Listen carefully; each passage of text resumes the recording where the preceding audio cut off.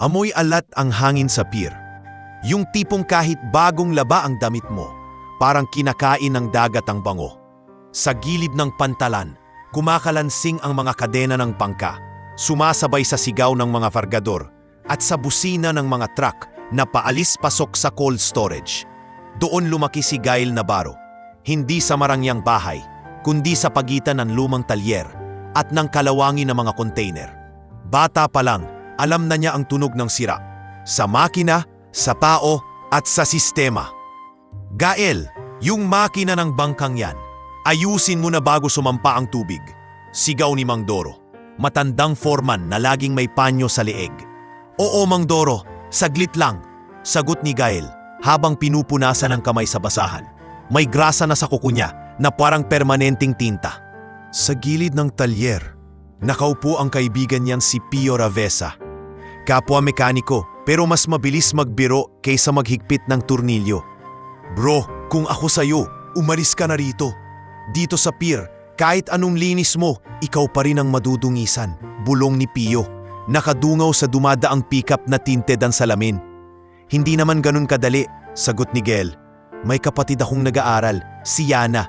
Ako lang inaasahan. Tumango si Pio, pero may kaba sa mata. Kaya ayoko nang may gulo. Pero may naghahanap sa'yo. Sinong naghahanap? Hindi sumagot si Pio agad. Tumingin muna siya sa paligid, tapos tumango sa direksyon ng bodega. Doon sa may pinakamatataas na container. May lalaki, hindi taga rito. Ang pangalan, Spinks daw. Nanigas ang panga ni Gael. Ilang beses na niyang narinig ang pangalang yon sa mga bulungan ng kargador. Crispin Spinks Magsino. Fixer na kayang ayusin ang papel, oras at kung minsan pati buhay ng tao. Kapag sinabing Spinks, ibig sabihin may gustong mangyari na hindi dapat makita. Bakit ako? Tanong ni Gael, pilit na kalmado. Pumitik si Pio sa sigarilyo niyang hindi niya sinisindihan. Parang prop lang para magmukhang matapang. Sabi ng iba, may bagong hakot. May kargamentong lalabas ng hindi dadaan sa tamang listahan. At gusto ka raw isama. Bumuga ng hangin si Gael na parang may mabigat na bato sa dibdib. Sa pier, normal ang diskarte pero may hangganan. May mga araw na tinatanggap niya ang overtime na hindi nakarecord. May mga araw na pumipikit siya sa sobrang bigat ng trabaho. Pero ang hakot, ang pagtakas ng kargamento, iba yon. Kapag pumatol ka, hindi ka na makakaalis. Hindi na siya nagsalita. Tinapos niya ang ginagawa, nag-ayos ng tools, tapos umuwi. Sa maliit nilang inuupahang kwarto na amoy lumang kahoy at tuyo, sinalubong siya ni Yana Navarro, nakasuot ng lumang blouse at may hawak na notebook. Pawis ang noo, halatang galing sa trabaho sa karinderya bago pumasok sa night class. Kuya, late ka na naman, bungad ni Yana, pero lambing ang tono. Kumain ka muna, may tinola. Konti lang pero mainit. Salamat, sagot ni Gael. Umupo siya sa bangkong kahoy. Tapos tahimik na kumain, pero hindi matikman ang pagkain.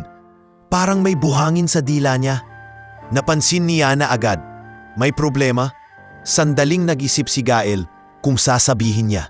Ayaw niyang magdala ng dilim sa kapatid, pero mas ayaw niyang maging bulag si Yana sa posibleng panganib. May lumalapit sa akin sa pier, sabi niya sa huli. May gustong ipagawa, hindi tama. Nanlaki ang mata ni Yana. Yung mga smuggling, kuya wag. Alam mo na yan, maraming nawawala. Hindi ako papatol. Mabilis na sagot ni Gael, kahit anong mangyari. Huminga si Yana ng malalim. Parang may tinanggal na bigat. Buti naman kasi 1 taon na lang makakatapos na ako. Tapos hahanap tayo ng bagong buhay. Umalis tayo dito. Tumango si Gael. Oo, aalis tayo. Kinabukasan habang papasok siya sa talyer, may humarang sa kanya sa ilalim ng lumang bubong ng bodega. Lalaking nakapolo at may relo na kumikislap kahit maulap ang langit. Payat pero matigas ang pingin. Sa likod, 2 pang lalaki, tahimik, parang pader. Gael Navarro? Tanong ng lalaki, nakangiting walang init. Ako, sagot ni Gael, hindi umiwas. Ako si Spinks. Parang ipinagmamalaki niya ang pangalan. Parang brand. May trabaho tayo, madali lang. May lalabas na kargamento mamayang gabi. Kailangan lang maayos ang isang bangkang gagamitin. Ikaw ang pinakamagaling dito, di ba? Bangka ang inaayos ko, sagot ni Gael. Hindi kargamentong hindi akin. Natawa si Spinks, mababa. Parang kutsilyong dumadaan sa lata. Ang arte mo naman, bayad to, malaki. May kapatid ka, di ba? Si Yana? Nag-init ang batok ni Gael. Huwag mong idamay kapatid ko. Hindi ko dinadamay, pinapaalala ko lang. Lumapit si Spinks ng isang hakbang. Makinig ka, Gael. Dito sa pier, hindi to tungkol sa tama o mali. Tungkol to sa kung sino ang buhay bukas. Humigpit ang kamay ni Gael sa hawak na wrench, pero pinakawalan niya. Hindi siya papatol sa galit dahil iyon ang gusto nila. Hindi ako sasali, malinaw niyang sabi. Humanap ka ng iba. Sandaling nagbago ang ngiti ni Spinks, naging tuyo. Sige, huwag. Pumalikod siya. Pero bago umalis, binitiwan niya ang huling pangungusap na parang sumpa. May presyo ang pagtanggi. Nang gabing iyon, umuwi si Gael ng mas maaga. Parang may masamang kutob. Tinawagan niya si Yana, pero hindi sumasagot. Mabilis siyang tumakbo sa kanto, sa karinderyang pinagtatrabahuhan ng kapatid. Doon niya nakita si Yana, naglalakad pa uwi kasama ang kaibigan niyang si Mika Sarmiento, parehong may bitbit na plastik ng ulam. Kuya! Sigaw ni Yana, magulat. Bakit ka nandito? Wala lang. Gusto ko lang siguraduhin. Hindi niya tinapos. Ayaw niyang takutin sila. Pagdating sa bahay, tahimik ang gabi. Pero kinabukasan, pagpasok niya sa pier, parang nagbago ang hangin. May mga pulis, may mga taong nagkukumpulan. May umiiyak na kargador. May nanakaw, sigaw ng isang boses. May nawalang kargamento sa cold storage. Pumintig ang ulo ni Gael. Ang mga pulis nakatayo malapit sa bodega, kasama ang security. Lumapit ang isang lalaking may patch sa balikat. Police Corporal Santi Lazaro ang nakasulat sa nameplate. Ikinalat ng corporal ang isang papel. Sino si Gael Navarro? Dahan-dahang tinaas ni Gael ang kamay. Ako. Lumapit ang corporal sabay hawak sa braso niya. May warrant kami. Ikaw ang isa sa mga suspect. Nakita ka raw sa paligid kagabi. Andi totoo yan. Mabilis na sabi ni Gael. Umuwi ako. Tanungin niyo mga tao. May CCTV. Biglang sumingit ang isang lalaking naka-black polo. Security supervisor na si Hugo Bayot. May footage na parang ikaw. Parang siya? Alam ni Gael ang trick na yon. Malabong video. Hoodie. Katulad ng katawan. Katulad ng lakad. Enough para idiin ka. Hindi ako yon. Mariin niyang ulit. Sa presinto ka magpaliwanag. Sagot ng korporal, walang emosyon. Habang hinihila siya palayo, nakita niya si Pio sa malayo. Nanginginig, nakatungo, nakita rin niya si Mang Doro. Nangingilid ang luha, pero wala ring magawa. Sa gilid ng container, parang nakasilip ang multo ng ngiting nakita niya kahapon. Pagdating sa presinto, pinaupo siya sa isang lumang silya. Umugong ang ilaw sa kisame. Sa kabilang mesa, may isa pang pulis na mas mataas ang ranggo. May malalim na boses at malamig na tingin. Lieutenant Gerardo Umali. Gael Navarro, sabi ni Lieutenant Umali habang binabasa ang papel. Mechanic, walang record, pero ngayon may kaso pa. Theft ng kargamento, malaki-laki to. Sir, wala po akong ginawa, sagot ni Gael. Pilit kontrolado ang boses. Umangat ang kilay ng lieutenant. Lahat ng nakakulong, yan ang sinasabi. Pumasok ang isang babae na naka-blazer kahit mainit. Ati, Mireya Sison, public defender. May dalang folder at eye bags na halatang maraming kaso. Si Gael Navarro, tanong niya. Present, sagot ng lieutenant. Lumapit si Ati Mireya kay Gael. Mabait ang mata pero diretso ang tanong. Gael, totoo bang nasa pier ka kagabi? Umuwi ako ng maaga, sagot ni Gael. May lumapit sa akin. Fixer, si Spinks. Pinapapunta ako sa illegal na hakot. Tumanggi ako. Kinabukasan ako na ang suspect. Tumahimik si Ate Mireya. Parang may narinig siyang pamilyar na pattern. Binuklat niya ang folder at tiningnan ang nakasaad. Sabi niya mas mababa ang boses. Gael, may butas dito. Magkaibang oras ang inventory report at ang log ng cold storage. Pero minadali ang complaint. Hindi to normal. Anong ibig sabihin nun, ate? Tanong ni Gael. Nanunuyo ang lalamunan. Ipinatong ni Ate Mireya ang kamay sa folder, parang pinipigilan ang galit niya. Ibig sabihin, may nagmamadali na may-ari ng kwento bago pa lumabas ang totoo. At kung fixer ang kasali, kailangan nating maging maingat. Sa labas ng presinto, halos kasabay ng paglagda ng mga papeles. Dumating si Yana, hingal, umiiyak, kasama si Mika. Nang makita niya si Gael sa rehas, parang gumuho ang katawan niya. Kuya, hindi to totoo. Sinasabi ko sa kanila. Yana, putol ni Gael. Pilit gumiti kahit nanginginig. Makinig ka, huwag kang lalapit kung kani-kanino. Huwag kang magtitiwala basta. Hanapin mo si Nestor Alonso, dating taga-PIR, baka may alam siya. Paano ko hahanapin yon? Nanginginig na tanong ni Yana. Sabi ni Mang Doro, dati siyang nakatira malapit sa lumang eskinita sa likod ng palengke. Sagot ni Gael. Pero mag-ingat ka. Lumapit si Attorney Mireya sa tabi ni Yana. Ikaw ang kapatid? Opo, sagot ni Yana, punas ng luha. Makinig ka, sabi ni Attorney Mireya, seryoso, huwag mong haharapin ang mga taong yan mag-isa. Kung may magpapakilalang tutulong kapalit ng pera, huwag. Ipunin mo lang ang impormasyon. Ako ang haharap sa legal. Bago pa makasagot si Yana, tinawag na si Gael. Ipapasok na siya sa holding. Habang pinapalakad siya sa hallway, narinig niya ang pinto ng selda na bumukas. Kalabog, parang hudyat ng bagong mundo. Sa loob, siksikan, amoy pawis at lumang sabon. May lalaking nakaupo sa gilid, may mga tattoo sa braso, pero kalmado ang itsura. Tumayo ito at inabot ang kamay. Bago ka dito, sabi ng lalaki. Ako si Berto Lacerna. Hindi agad nakipagkamay si Gael. Hindi sa pagmamataas, kundi sa pag-ingat. Pero tumango siya. Gael, sagot niya. Mumiti si Berto na parang sanay na sa takot ng mga bagong dating. Tito, Gael, pera ang batas at pangalan ang bala. Kung sino man ang nagdala sa'yo rito, siguradong gusto kang patahimikin. Huminga si Gael ng malalim at sa unang pagkakataon, naramdaman niyang hindi lang siya nakakulong sa selda, kundi sa isang kwentong sinulat ng iba. At ngayong araw, nagsisimula pa lang ang laban niya para bawiin ang sariling pangalan. Hindi sumikat ang araw sa loob ng pulungan. Ilaw na maputla ang kapalit. Umaalog-alog sa kisame na may kalawang. Sa unang gabi ni Gael, ang ingay ng rehas at yabag ng bota ang naging orasan niya. Minsan, may sumisigaw sa kabilang selda. Minsan naman, may tumatawang parang nababaliw.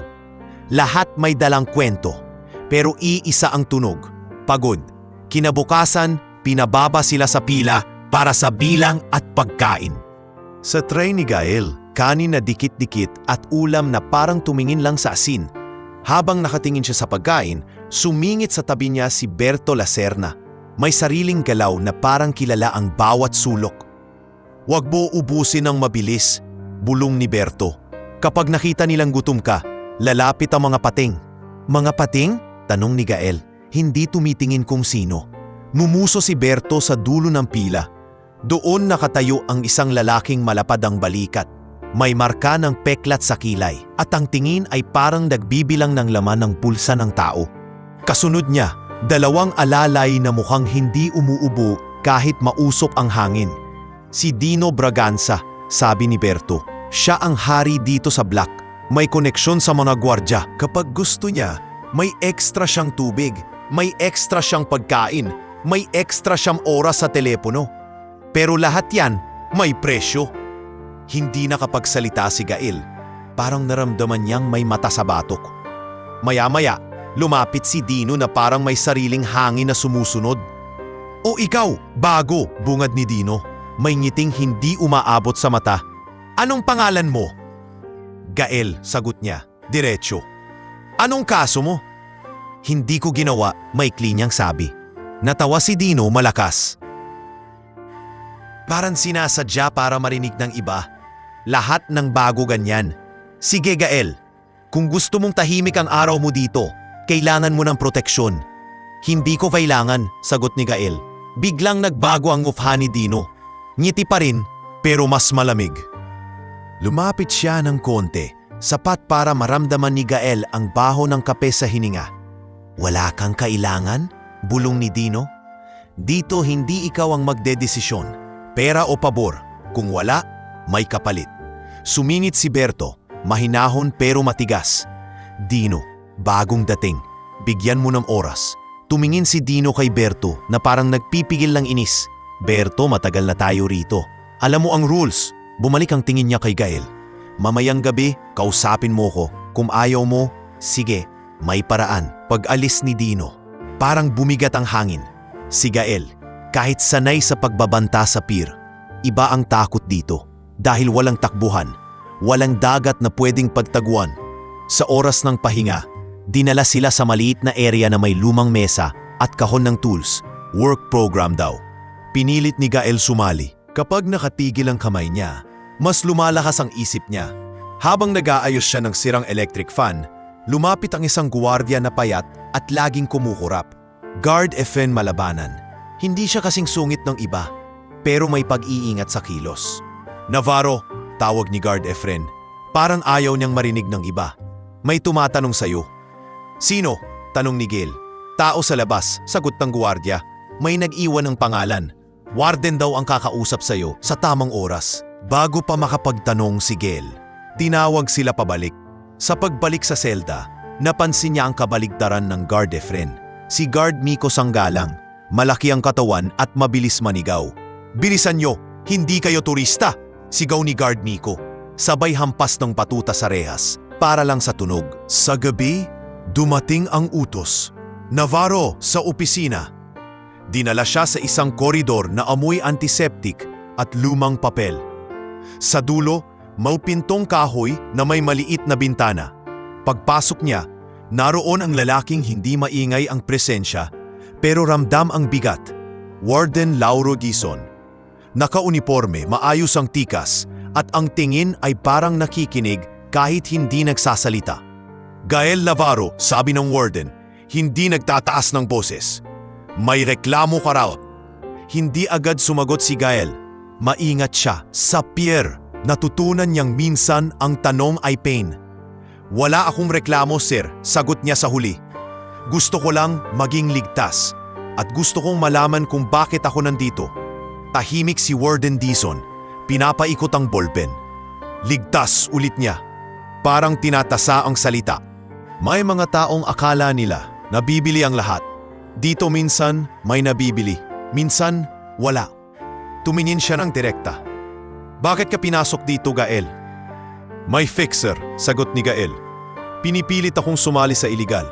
Tumanggi ako. Kinabukasan, apo ang suspect. Umatras ang warden sa upuan. Bahagyang huminga. May pasalan? Sphinx, sagot ni Gael. Ramdam ang bigat ng pangalan. Hindi nag-react si Warden Dizon ng malaki.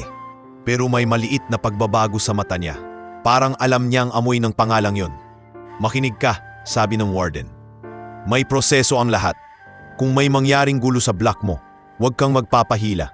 Kapag may lumapit na humihingi ng proteksyon, umiwas ka. Hindi kita mapapangakuan. Pero kaya kong pigilan ng lantad na pang-aabuso kung may dahilan. Bakit niyo po ko tinulungan? Tanong ni Gael. Hindi mapigilan.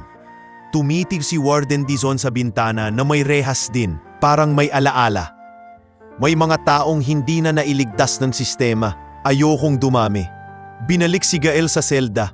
Pagdating niya, nandoon na si Dino Braganza, nakasandal sa pader na parang naghihintay sa sarili niyang palabas. Oh, sabi ni Dino, nakausap mo na palang warden. Astig, pero dito sa block, ako ang warden mo. Hindi umimik si Gael. Umupo siya sa gilid, hawak ang maliit na kumot. Lumapit si Dino at biglang inagaw ang tsinelas niya, parang laruhan. Makinig ka, bulong ni Dino, mas mababa ang boses. May kapatid ka sa labas, si Yana. Ang saya siguro kung umuuwi siyang ligtas araw-araw, no? Uminit ang dugo ni Gael, pero pinilit niyang huwag sumabog. Huwag mo siyang idamay. Tinapik ni Dino ang balikat niya, kunwari kaibigan. Hindi ko siya idadamay kung marunong kang makisama. Pera o pabor, magpadala ka ng pera dito o gumawa ka ng pabor. Simpleng pabor, may gagawin kang maliit na trabaho sa workshop, tapos ngumisi siya. Tahimik tayo. Sumingit si Berto, nakatayo sa tabi ni Gael. Dino, hindi ka na nahiwa. Iningnan ni Dino si Berto, saka dumura sa gilid. Ikaw Berto, buhay ka pa rin dahil marunong kang magbayad. Huwag kang makialam. Nang umalis si Dino, napasandal si Gael, parang nadudurog ang dibdib. Lumapit si Berto at umupo sa tabi niya. Dito mo malalaman kung anong klaseng tao ka, sabi ni Berto. Kapag natakot ka, magbabayad ka. Kapag nagalit ka, mapapahamak ka. Kapag tumahimik ka, lulunukin ka. Anong gagawin ko? Mahina ang tanong ni Gael. Maghanap ng kakampi, sagot ni Berto. At magtago ng ebidensya, lalo kung totoo yung sinasabi mo tungkol sa fixer. Kinabukasan, may dumating na grupo ng volunteers. Isa sa kanila, madre na maliit pero matatag ang lakad. Sister Apolonia Reyes, may dala siyang kahon ng sabon at ilang pirasong tela para sa livelihood program. Habang ang iba nagkakagulo sa pila, si Sister Apolonia dumiretso kay Gael na nag-aayos ng lumang electric kettle. Ikaw ang mekaniko? Tanong niya, malumanay. Opo, sagot ni Gael, nagulat sa tono. Sanay siya sa sigaw, hindi sa lambing. Narinig ko, bago ka dito, sabi ng madre. Kung may kailangan ka, hindi pera, sabihin mo. Sandaling natigilan si Gael. Kailangan ko po ng paraan para makausap ang abogado ko. At kung maaari, makakuha ng sulat mula sa kapatid ko. Tumango si Sister Apolonia. May schedule ang visitasyon at may paraan ang mga sulat. Basta legal. Pero tandaan mo anak, ang katotohanan minsan kailangan ng tiyaga bago lumabas. Makalipas ang ilang araw, dumating ang sulat. Manipis na papel pero parang bato ang bigat sa palad. Inabot iyon ni Guard Efren sa workshop, patagong siniksik sa pagitan ng mga pako. Pagbukas ni Gael sa sulok, nakita niya ang sulat kamay ni Yana. Kilala niya ang bawat kurba ng letra. Hindi niya binasa ng malakas, pero naramdaman niya ang panginginig sa daliri. May nabalitaan si Yana mula kay Mang Doro tungkol sa isang dating empleyado sa beer na takot magsalita, Nestor Alonzo, na posibleng nakakita ng tunay na nangyari sa gabing nawala ang kargamento. May huling linya ang sulat na mas masakit kaysa sa lahat. Kuya, ingat! May dalawang lalaking nagtatanong-tanong dito sa atin. Napatigil si Gael, parang sinuntok ang sikmura. Ibig sabihin, hindi lang siya ang nasa panganib. Bago pa siya makapag-isip, biglang may sumabog na sigaw sa kabilang block. Hindi baril, kundi galit. May nagtulakan, may nagbasagan ng plastik, may kumalabog na mesa. Sa isang kisap, kumalat ang riot na parang apoy sa tuyong papel. Luhod! Luhod! Sigaw ni Guard Miko, sabay hampas sa rehas, pero natabunan ng ingay. Sa gitna ng kaguluhan, may isang bagong bilanggo ang naipit sa pagitan ng nagsusuntukan. Payat, mukha pang estudyante, duguan ng labi. Nadapa siya at muntik ng matapakan. Hoy, sigaw ni Gael. Biglang gumalaw ang katawan, bago pa makapag-isip ang utak. Sumugod siya, hinila ang lalaki palayo sa suntukan. Itinulak sa likod ng mesa. Hinga, sabi ni Gael, hawak sa balikat ng lalaki. Huwag ka tumayo. Hindi ko alam. Bakit? Hingal ng lalaki, nganlalaki ang mata sa takot. Wala akong kasalanan. Parang salamin ng sarili niya. Ano pangalan mo? Tanong ni Gael, habang pinoprotektahan siya sa likod ng sariling katawan. Ivo, sagot ng lalaki. Ivo Karandang. May dumaan na kamao sa hangin. Naramdaman ni Gael ang hangin sa pisngi. Sa tapat, si Dino Braganza nakangisi, parang masaya sa gulo. At sa gilid, may mga gwardiyang parang huli na bago kumilos. Navarro, sigaw ni Berto, sumisiksik papunta sa kanila. Dito, humila si Berto ng upuan para gawing harang, habang si Gael binuhat halos si Ivo para mailabas sa gitna ng rambulan. Sa wakas, dumaping ang mas maraming gwardya, may kasamang whistle at posas. Unti-unting humupa ang ingay, pero naiwan ang amoy ng pawis at dugo. Pagkatapos ng riot, pinapila sila sa pader. Dumaan si Warden Dizon, nakatingin sa mga mukha na parang pinabasa ang ugat ng problema. Huminto siya sandali sa harap ni Gael. Napansin ang dugo ang kamay at si Ivo na halos hindi makatayo. "Bakit mo siya iniligtas?" tanong ng warden. Mahina pero malinaw. Tumingin si Gael sa mga mata ng warden. "Kasi kung hindi ko siya hinila, mamamatay siya. At ayokong may mamatay dahil lang natakot tayong kumilos." Hindi nagsalita si Warden Dizon. Pero bago siya umalis, tumango siya ng bahagya. Hindi papuri, kundi pagkilala. At sa likod ng rehas, habang hawak ni Gael ang sulat ni Yana sa bulsa at ang buhay ni Ivo sa pagitan ng mga palad, mas naging malinaw sa kanya ang totoo. Hindi lang ito laban para makalaya. Laban ito para manatiling tao sa lugar na gustong gawing hayop ang lahat. Pagkatapos ng gulo, naging kakaiba ang galaw ng kulungan. Parang may malaking kamay na biglang pumisil sa leeg ng lahat. Mas mahigpit ang bilang, mas maikli ang pahinga, at kahit ang ingay ng tsinelas sa sahig ay parang may kasamang bantang tumahimik. Sa mga araw na sumunod, hindi na basta sigaw ng gwardiya ang naririnig ni Gael, kundi mga bulong ng kapwa preso. May darating daw na malaking tao, may bagong programa, may donasyon, may mga kamera. Si Ivo Karandang, yung bagong bilanggo na muntik nang mapatid sa riot, nanatili munang nakadikit sa anino ni Gael. Hindi dahil takot lang, kundi dahil sa utan na hindi niya alam paano babayaran. "Kuya Gael," bulong ni Ivo isang hapon sa workshop, habang sinusubukan niyang maghigpit ng tornilyo sa lumang electric fan. "Hindi ko alam kung bakit ako napasok dito. Isang gabi lang, bigla na lang akong sinundo. Sabi nila, may kinalaman daw ako sa di ko kilalang tao. Huwag mo munang piliting intindihin lahat." Sagot ni Gael, pinapantay ang pihit ng screwdriver. "Dito minsan, mas mahalagang mabuhay sa araw na to bago ang bukas." Huminga si Ivo ng mabigat. "Pero may mga nagsabi sa akin, kapag may mayamang pumasok dito, may nababago, may lumalabas, may nagiging espesyal." Napasulyap si Gael sa dulo ng workshop, kung saan nakatayo si guard Miko Sangalang, naka-cross arms, nakatingin na parang naghahanap ng sisigawan. "Huwag kang aasa sa espesyal, Ivo," mahinang sabi ni Gael. "Mas madalas, kapalit ng espesyal ay pagbebenta ng sarili." Sa kabilang sulok, si Berto Lacerna nakaupo, hinihimas ang tagiliran na tila may iniindang lumang sakit. Imusog siya palapit, boses ay parang papel na dinudurog. "May announcement mamaya," sabi ni Efren, "may bisita." "Bisita?" ulit ni Gael. Tumango si Berto.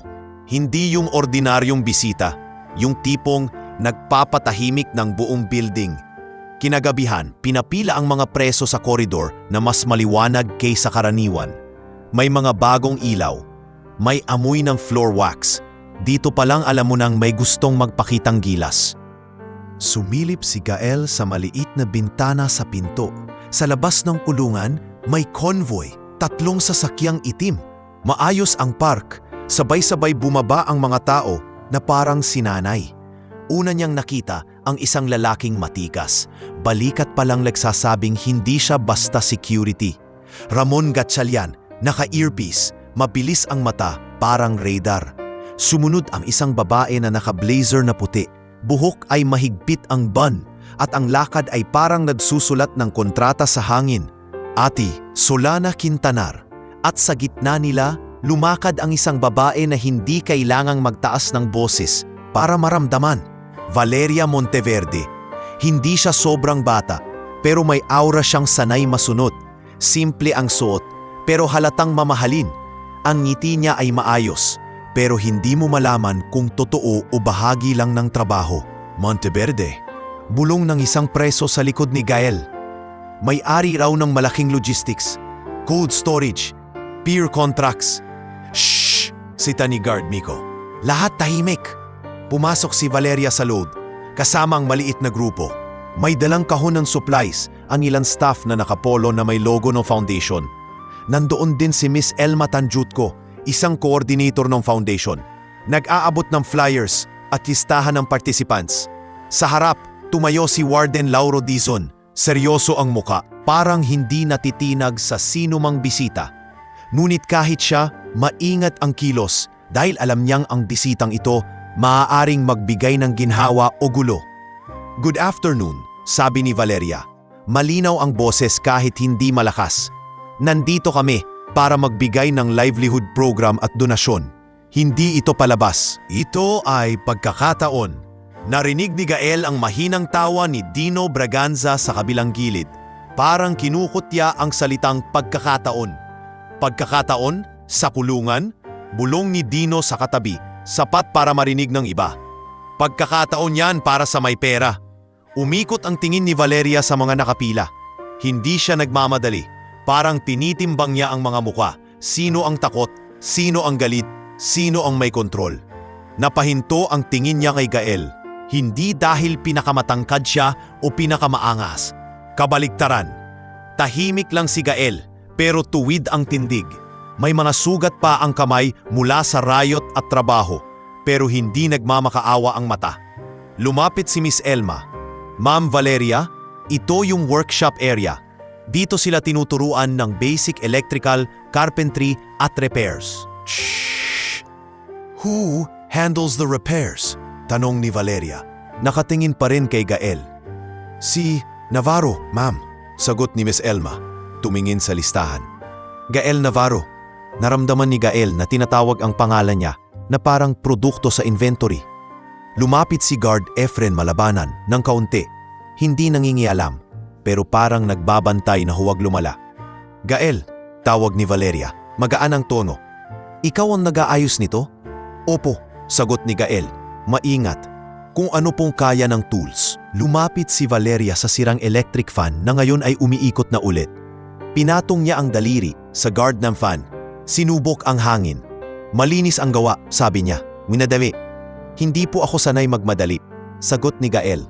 Bago niya napigilan, kapag minadali nasisira, wahagyang umangat ang kilay ni Valeria, parang may natipuhan sa sagot.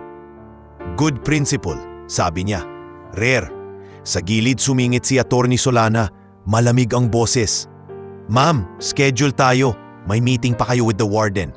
Tumango si Valeria, pero bago siya tumalikod, tumingin siya kay Gael muli. Navarro, tawag niya. Kung may pagkakataon kang lumaya, anong gagawin mo? Parang biglang tumahimik ang paligid kahit may gumagalaw pa ring rehas. Si Ivo na palunok, si Berto na patingin kay Gael. Parang sinasabing ingat. Sumagot si Gael nang hindi tumitingin sa iba, diretso kay Valeria. Hahanapin ko po ang katotohanan at uuwi ako sa kapatid ko. Yan lang? Tanong ni Valeria, banayad pero tila may test. Hindi ko po kailangan ng marami, sagot ni Gael. Kailangan ko lang maging malinis ang pangalan. Sandaling tumahimik si Valeria. Saka tumango na parang may tinatakan sa isip. Interesting, bulong niya. Halos para sa sarili. Bago siya tuluyang sumunod kina Ramon at Attorney Solana papunta sa opisina. Sa opisina ni Warden Dizon, sarado ang pinto pero hindi sarado ang tensyon. Sa labas, may dalawang gwardiya. Si Guard Miko at si Guard Efren. Si Ramon Gatchalian, nakatayo sa gilid ng hallway, mata ay laging gumagalaw.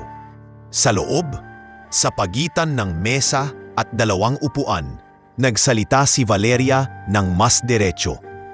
Warden Dizon, sabi niya. Nakapulupot ang mga daliri sa tasa ng kape na inihain ni Clerk Maribel Ganzon. Alam kong mahirap ang budget. Alam kong kulang ang pagkain, gamot at programa. Hindi sumagot agad ang warden. Ang budget ay usapin ng gobyerno, Ma'am Monteverde. Exactly, sagot ni Valeria. At may mga bagay na natutulungan ng private sector. Pumasok si Attorney Solana sa usapan, parang kutsilyo. We can donate equipment. We can sponsor additional workshop materials. Perhaps even improve certain facilities. Tulong, ulit ng warden, maingat. Mo kapalit ba? Mumiti si Valeria, hindi nagtatanggi, pero hindi rin umaamin. Ang kapalit ko lang ay maayos na implementasyon. Walang kaguluhan, walang aberya, at access sa program participants. Umikot ang bolpen sa daliri ni Warden Dizon. Access? Siyempre, sagot ni Valeria. Kailangan namin makita ang progress. Makakausap ang mga preso sa tamang proseso. Minsan ang pagbabago nagsisimula sa isang tao. Sa labas ng opisina, Hindi marinig ang salita-salita, pero ramdam ni Gael ang bigat.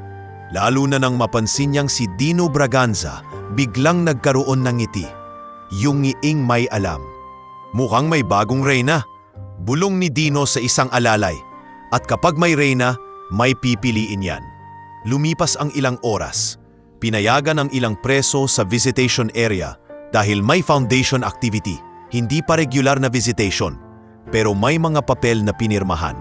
Si Attorney Mireya Sison na nagpunta para sa ilang kaso, napansin ang kakaibang galaw at pinuntahan si Gael sandali sa gilid. May bisita kang hindi mo kamag-anak, bulong ni Attorney Mireya. Matalim ang mata at hindi ko gusto ang amoy. Monteverde, mahinang sagot ni Gael. Tumango si Attorney Mireya. Mag-ingat, kapag may alok, huwag kang sasagot agad. Isipin mo palagi, bakit ikaw? Bago pa makasagot si Gael, dumating si Guard Efren at tumawag. Navarro, sa visitation, may gustong kumausap. Huminga si Gael ng malalim. Habang naglalakad siya sa koridor, dumaan sa isip niya ang sulat ni Yana, ang pangalang Nestor Alonzo, ang mga mata ni Dino, at ang tahimik na tango ni Warden Dizon noong riot. Sa dulo ng hallway, sa ilalim ng ilaw na masyadong maliwanag para sa lugar na ito. Nakita niya si Valeria Monteverde na nakaupo, tuwid ang likod, parang hindi siya bisita, parang may-ari. Sa tabi niya, nakatayo si Ramon Gatchalian, alerto. Si Ate Solana nakaupo rin, nakabukas ang folder na parang handang magsulat ng kahit anong kasunduan. Gael Navarro, sabi ni Valeria. Magaan ang boses pero may bigat ang bawat pantig. Salamat at pumayag kang makipag-usap. Hindi umupo si Gael agad. Ano po ang kailangan ninyo? Ngumiti si Valeria tapos bahagyang yumuko, parang mas personal ang usapan kaysa dapat. Kailangan ko lang malaman, sabi niya, nakatingin diretsyo, kung totoo kang tao o isa ka ring marunong magpanggap para makaligtas. Sumikip ang dibdib ni Gael. Hindi ko po kailangang magpanggap. Good, sabi ni Valeria, halos pabulong. Kasi ayokong magsayang ng oras sa maling tao. Pagkatapos, parang casual lang, tinanong niya ang tanong na parang simpleng usisa pero may patalim sa ilalim. Kung may pagkakataon kang lumaya, hanggang saan ang kaya mong isakripisyo? Hindi nagmamadali si Valeria Monteverde magsalita. Parang sanay siyang maghintay hanggang ang kabilang tao ang unang manginig. Nakapatong ang dalawang kamay niya sa ibabaw ng mesa sa visitation room. Ang mga kuko malinis. Ang pulso may simpleng relo na halatang hindi basta binili sa mall. Sa kanan, si Ramon Gatchalian nakatayo na parang poste. Sa kaliwa, si Attorney Solana Quintanar nakabukas ang folder, handang isulat ang kahit anong maging sagot. Tinanong kita, sabi ni Valeria. Halos banayad. Hanggang saan ang kaya mo isakripisyo, Gael? Si Gael hindi umupo. Nakahawak lang siya sa sandalan ng upuan, parang handang umatras anumang segundo. Sa isip niya, bumabalik ang mukha ni Yana. Ang luha sa rehas, ang sulat na nagsabing may mga lalaking nagtatanong-tanong sa kanila. Bumabalik din ang boses ni Attorney Mireya. Bakit ikaw? Kung ang kapalit po, sagot ni Gael, ay may masasaktan na iba, hindi ko po kaya. Napangiti si Valeria. Yung ngiti na parang may alam na biro ang mundo. Ang bait mo, sabi niya, walang halong pang-asar pero may lamig. Atala mo kasi, may mga desisyon na pwedeng gawin nang hindi may kapalit. Sumingit si Ate Solana, tuwid ang tono. Mr. Navarro, we're offering you a chance. There are legal pathways. If you cooperate. Cooperate sa ano? Tanong ni Gael. Hindi tumataas ang boses pero tumitigas ang salita. Sa pag-amin ng kasalanang hindi ko ginawa, tahimik si Ramon pero gumalaw ang panga niya. Parang ayaw niya sa mga sagot na hindi kontrolado. Tumagilid si Valeria at tumingin sa buntana na may rehas din. Hindi kita pinapapaamin, sabi niya. I'm asking you to be practical. Practical? Ulit ni Gael. Kung practical, dapat hinahanap natin yung tunay na kumuha ng kargamento. Yung fixer na nanafot sa akin, si Spinks. Sa pagbanggit ng pangalan, may bahagyang pag-igkas sa mata ni Attorney Solana. Mabilis, pero nahuli ni Gael. Parang may bahid ng pamilyar. Spinks! Ulit ni Valeria. Kunwari, nag-iisip. Maraming Spinks sa siyudad. Hindi, sagot ni Gael. Isa lamang fixer na ganyan ang galaw. Sandaling nanahimik ang tatlo. Tapos tumayo si Valeria dahan-dahan. At lumapit sa pinto. Kumatok siya ng 2 beses. Hindi para humingi ng permiso, kundi para mag-utos. Bumukas ang pinto. Sumilip ang isang pulis na naka-assign sa security detail ng pisita. Ma'am, Captain Rojas, bati ni Valeria. Parang matagal nang magkakilala. Can we have a more private room? This is sensitive. Lumapit ang pulis at tumango. Yes ma'am, follow me. Sa hallway, nakita ni Gael ang mas mahigpit na bantay kaysa dati. Nandoon ang ilang pulis at gwardiya. Naroon din si Guard Miko na kunwari walang pakialam pero nakamasid. Sa dulo, sa may opisina ng warden, may maliit na conference room na tila inihanda. May bagong upuan, may pitcher ng tubig, may air freshener na hindi bagay sa amoy ng kulungan. Pagpasok nila, sarado ang pinto. Nasa loob pa rin si Ramon at Attorney Solana. Sa labas, may 2 pulis na naka-standby. Isa sa kanila si Captain Silvino Rojas. Matikas, mabilis ang mata at parang sanay na sumunod sa malalaking pangalan. Sit down, sabi ni Valeria. Hindi natanong. Umupo si Gael pero hindi siya sumandal. Parang sa bawat hibla ng katawan niya, may alarm. Gael, sabi ni Valeria, mas mababa ang boses ngayon. Parang mas personal. You want your name clean. You want your sister safe. You want to walk out of this place. Lahat naman po gustong lumaya. Sagot ni Gael. Not everyone gets the option. Putol ni Valeria. Lumapit siya sa mesa, ipinatong ang palad niya malapit sa kamay ni Gael. Hindi hinawakan, pero sinadya ang distansya. I have influence. I have lawyers. I have resources. I can push for a review. I can make the right people listen. Napatitig si Gael. Bakit niyo ko tinutulungan? Ngumiti si Valeria na parang may napakalinaw na sagot sa sarili niya. Because I don't like wasted potential, sabi niya. And because I need something. Sumingit si Attorney Solana. Maingat. Ma'am, tinangguan lang siya ni Valeria. Senyas na hayaan siyang magsalita. I need an heir, diretsong sabi ni Valeria. Parang huminto ang oras sa loob ng maliit na kwarto. Si Gael napahurap, hindi sigurado kung tama ang narinig. Ma'am, lumabas sa bibig niya, pero walang tasunod. Don't look shocked, sabi ni Valeria. I'm a businesswoman. I plan. I secure. I'm not getting younger, and I don't want opportunists circling my name. I want control of my future. Hindi ko po. Naiintindihan, sagot ni Gael. Pilit na hinahanap ang lupa sa ilalim ng paa niya. Lumapit si Valeria ng konti. At doon bumagsak ang linyang parang kutsilyong diretso sa dibdib. Anakan mo ako at malaya ka na. Sa labas ng pinto, kahit hindi nila narinig ang eksaktong salita, may biglang paggalaw, parang may nakaramdam ng tensyon. Sa loob, si Attorney Solana napatingin kay Ramon at si Ramon bahagyang napakuyom ang kamay. Parang gustong tapusin ang usapan. Si Gael, sa halip na magalit agad o sumigaw, biglang nanlamig ang mukha para siyang binuhusan ng tubig sa batok. Hindi dahil sa tukso, kundi dahil sa bigat ng ibig sabihin. Hindi ito alok ng tulong kundi pagbili. Ma'am, mahinang sabi ni Gael. Nanginginig ang dulo ng boses. Hindi po yan tama. Tama o mali, concept lang yan sa taong may luxury maghintay. Sagot ni Valeria. I'm offering a deal. You give me what I need. I give you what you need. Huminga ng malalim si Gael. Sa isip niya, isang iglap lang. Pupwede siyang pumayag at matapos ang bangungot. Puuwi siya. Mawawala ang takot ni Yana. Pero kapalit, habang buhay na tanikala na walang rehas, tanikalang may mukha ng isang babaeng may kapangyarihan. Dahan-dahan siyang tumayo, at dito nagsimulang mabigla ang lahat. Hindi siya sumigaw, hindi siya nagmura. Sa halip, tumingin siya kay Captain Rojas sa labas ng pinto at kumatok siya. Isang beses, matigas. Nang bumukas ang pinto at sumilip si Captain Rojas, sinabi ni Gael, malinaw at kontrolado. Captain, pwede po akong humingi ng papel at bolpen.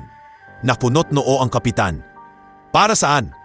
Para po sa salaysay, sagot ni Gael. Gusto kong isulat ngayon din, habang sariwa. Sumingit si Valeria, nakangiti pa rin, pero may babala na sa mata. Gail, we don't have to make this dramatic. Hindi po ito drama, ma'am. Sagot ni Gael, at unang beses niyang tinawag itong ma'am na parang pader, hindi respeto. Ito po ay katotohanan. Nagkatinginan ng mga pulis. Si Captain Rojas hindi agad kumilos. Parang nagdadalawang isip kung sino ang susundin, ang bisita o ang priseso. Pero ang mata ni Gael, hindi nagmamakaawa. Nagsusumamo lang sa batas. Kahit bulok, lumapit si Captain Rojas at iniabot ang papel at bolpen. Mabilis. Sabi niya, parang ayaw niyang magtagal. Umupo si Gael sa mesa at nagsimulang magsulat. Hindi perpekto ang sulat kamay niya. Mekaniko siya, hindi calligrapher. Pero malinaw ang detalye. Oras, lugar, mga present, eksaktong pahayag.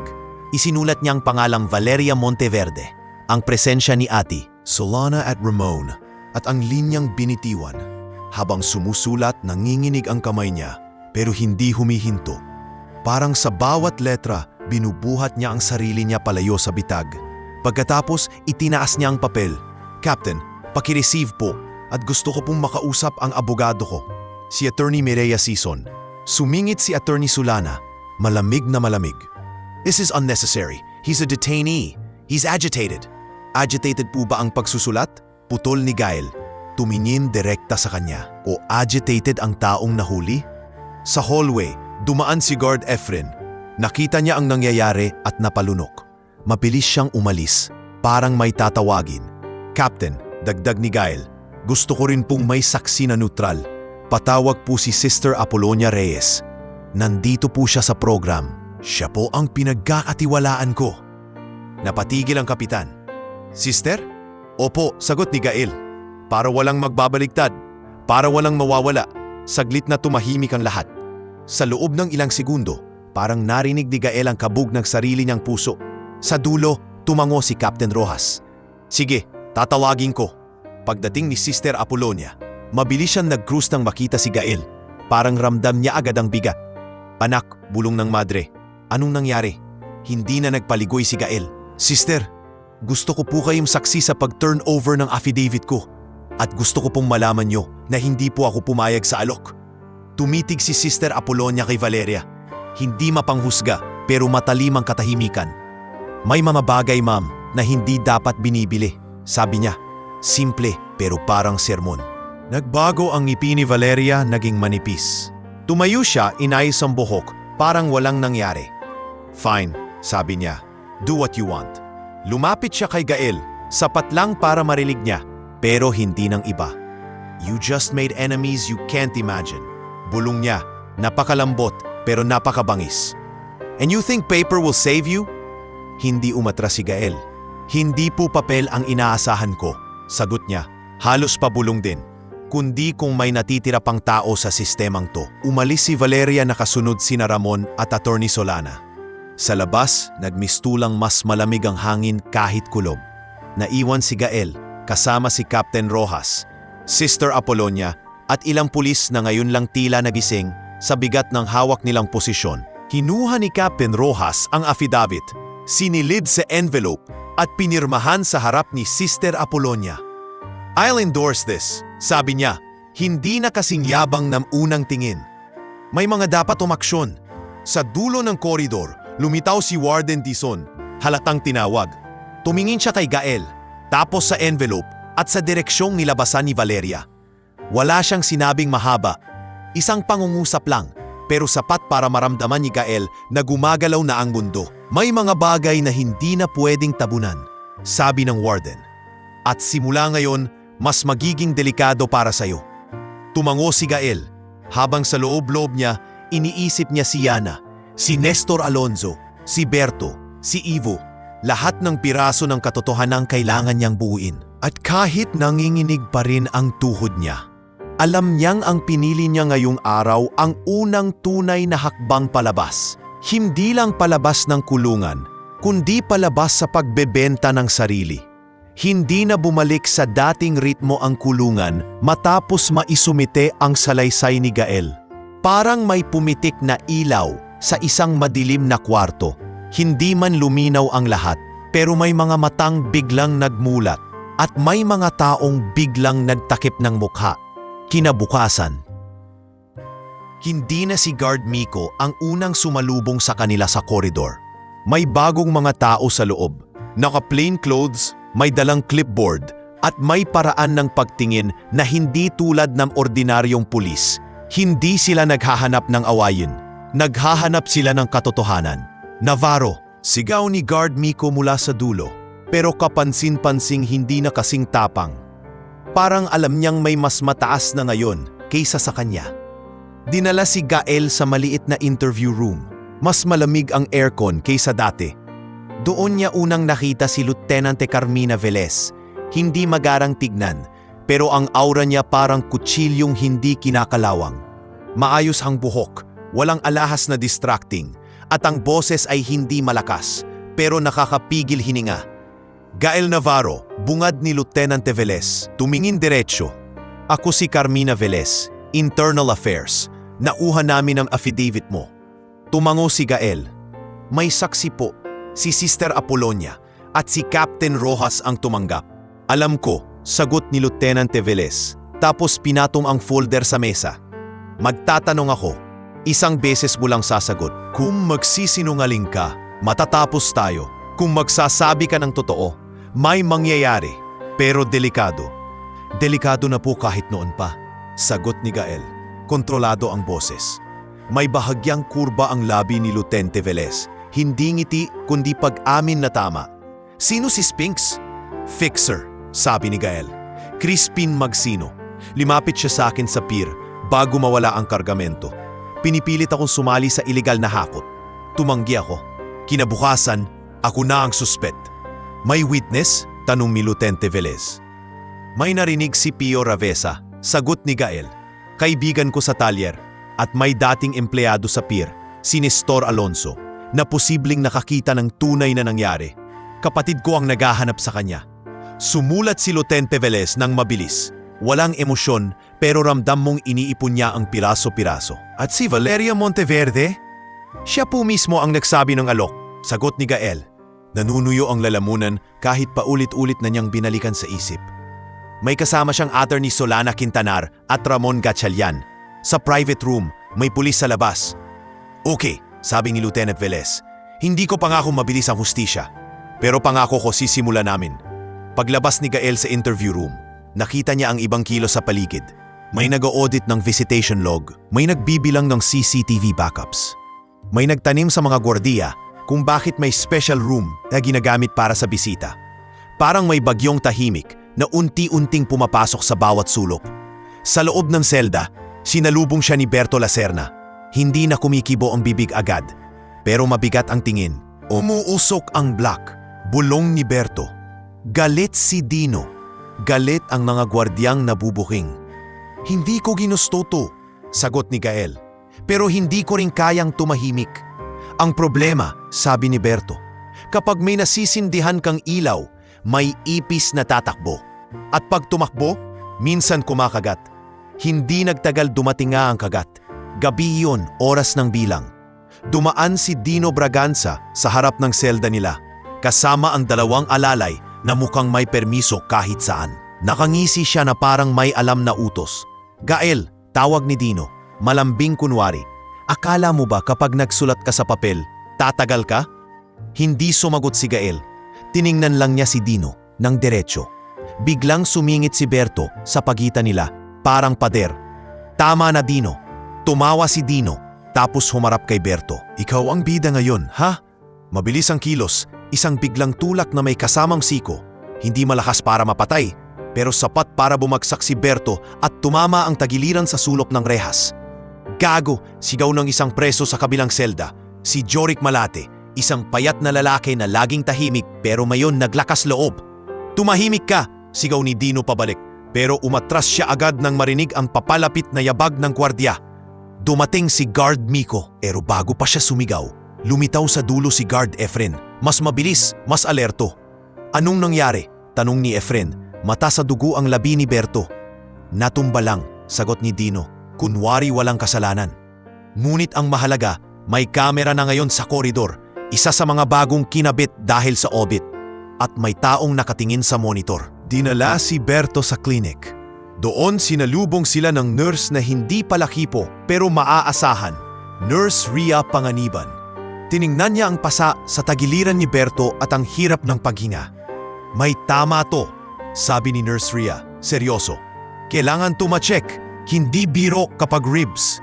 Sinamahan ni Gael si Berto hanggang sa pinto, pero hindi siya pinapasok.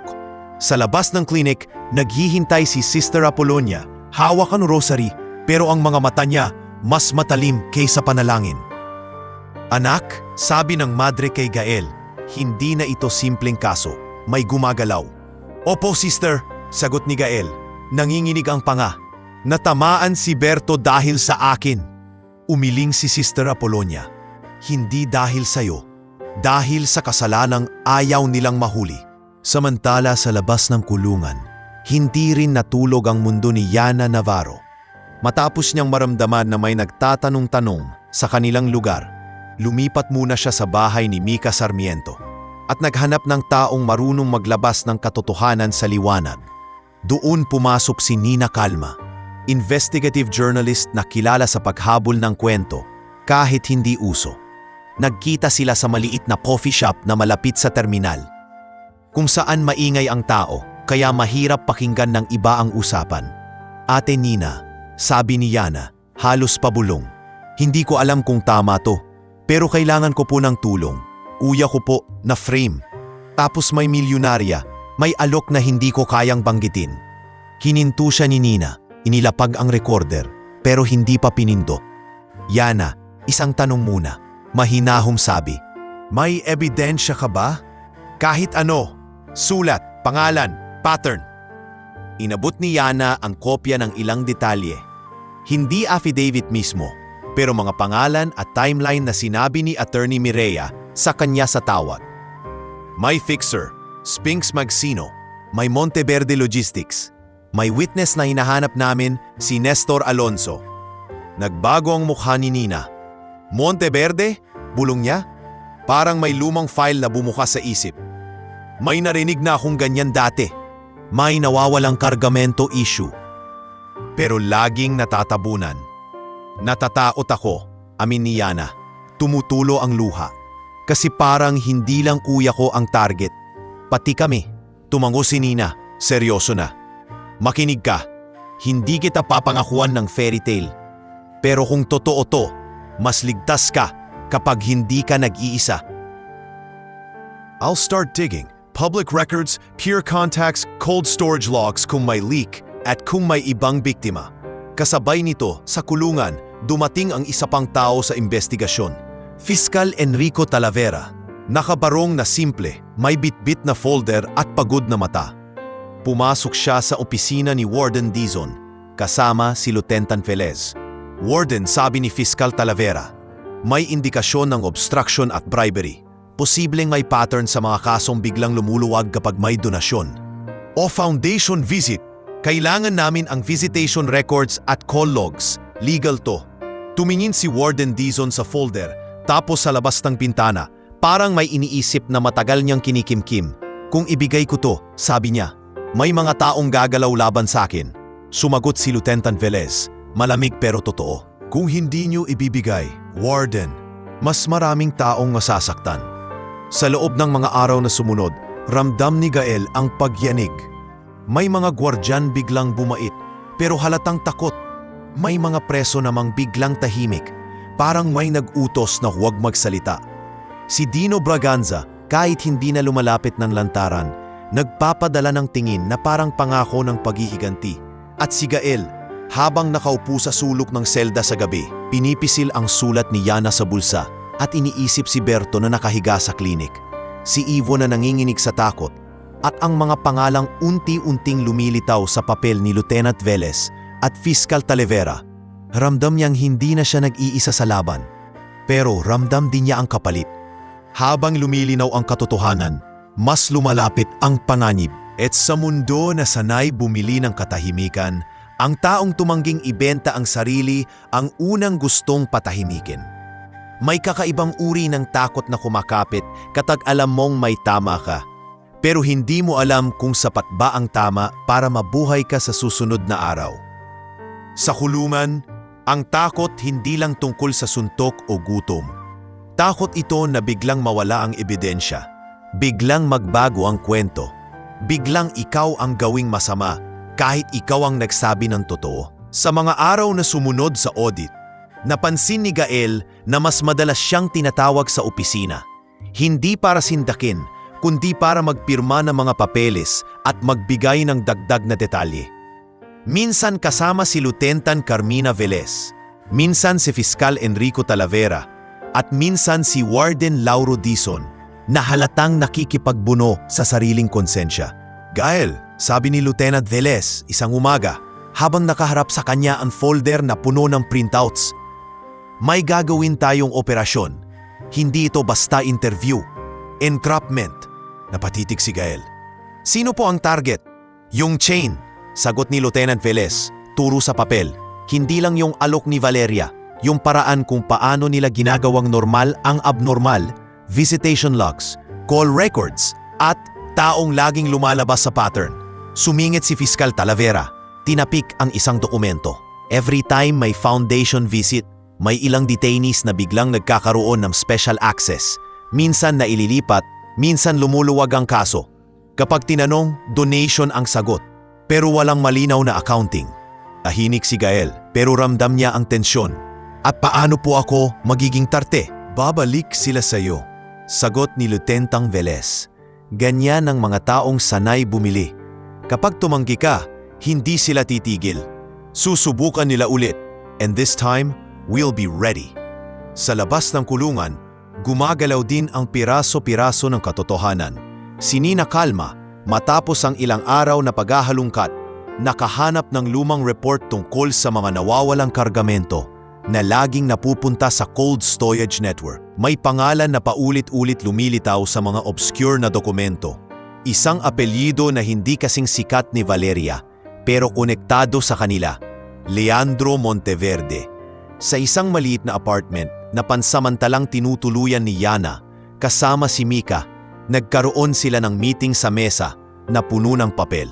Yana, sabi ni Nina, pinapakita ang screenshot ng corporate registry entries. Ito, si Leandro Monteverde, pinsan ni Valeria. Lumalabas ang pangalan niya sa ilang shell companies na nag-handle ng transport permits at may link sa peer operators. Anong ibig sabihin nun? Nanginginig na tanong ni Yana. Kung may kargamentong nawawala, kailangan may tumutulong sa papel. Sagot ni Nina. At kung may taong na-frame, kailangan may taong magtuturo ng bagong suspect para mailihis. Napahawak si Yana sa dibdib. Kuya ko, tumango si Nina. Posible na siya ang tinarget kasi tumanggi siya. Sa kulungan, dumating ang araw ng entrapment. Pinabalik si Gael sa parehong private room. Hindi siya mag-isa. Sa kabilang kwarto, may audio recorder na legal na napaset, may dokumentasyon, at may mga taong naka-plain clothes na handang pumasok kapag lumagpas ang linya. Si Sister Apollonia, ayon sa pakiusap ni Gael, nandun din sa malapit bilang independent witness. Hindi sa loob ng usapan, kundi sa handover at protocols. Bago siya pumasok, nilapitan siya ni Warden Dizon. Navarro, sabi ng warden, mababa ang boses. Kapag sumabog to, may tatama, hindi lang ikaw. Alam ko po, sagot ni Gael, pero may tatama rin kung manahimik. Tumango ang warden, parang napagod. May mga taong gusto kang basagin, huwag kang papayag. Pagbukas ng pinto, naroon si Valeria Monteverde. Mas maayos pa rin ang ayos kaysa sa lugar. Sa tabi niya, nakatayo si Ramon Gatchalian at si Attorney Solana, nakaupo, nakabukas ang folder. Parang walang nangyari noong huli. Parang ang mundo dapat umikot pa rin sa gusto nila. Gael, sabi ni Valeria. Mas malambing ang tono ngayon, halos nakakainsulto sa pagiging kunwari. I'm glad you agreed to talk again. Hindi ko po sinabing pumayag ako. Sagot ni Gael. Umupo pero tuwid. Sinabi ko lang, makikinig ako. Good, sabi ni Valeria. You made things complicated. I don't like complications. Sumingit si Attorney Solana, malamig. Mr. Navarro, you filed an affidavit that can be interpreted as malicious. We can make it go away. If you cooperate. Cooperate. Ulit ni Gael dahan-dahan. Sa anong klase ng kooperasyon? Tumitig si Valeria sa kanya. Same offer, sabi niya, pero mas diretsong parang negosyo.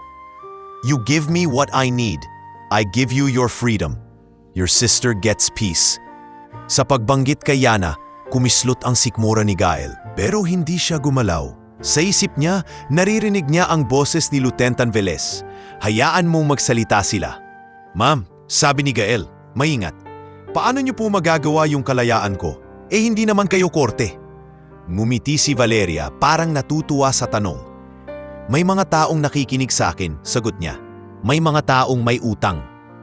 At yung mga taong yun, dagdag ni Gael, sino po? Pwede niyo bang pangalanan? Bumalikwas ang tingin ni Atty. Solana. Parang may limit na ayaw lampasan. Si Ramon bahagyang umusog, parang handang umaksyon kung maging agresibo si Gael. Don't play games, sabi ni Valeria. Lumamig ang boses. You're not in a position to negotiate. Huminga si Gael ng malalim. Gusto ko lang po malinaw, sabi niya. Kung gagawin ko yon, anong assurance ko? At sino ang mag-aayos? Fixer ba ulit? Si Spinks? Sa pagbanggit ng pangalang iyon, napakagat si Atty. Solana. At iyon ang hinintay ni Gael, hindi ang pag-amin kundi ang reflex. Valeria nagtagal ng kalahating segundo bago sumagot. Spinks is nobody, sabi niya. Pero masyadong mabilis, masyadong rehearsed. Kung nobody, sagot ni Gael, bakit kilala niya ang kapatid ko? Biglang tumahimik ang kwarto. Si Ramon napatingin kay Valeria, parang nagtatanong sa mata. Alam mo ba yan?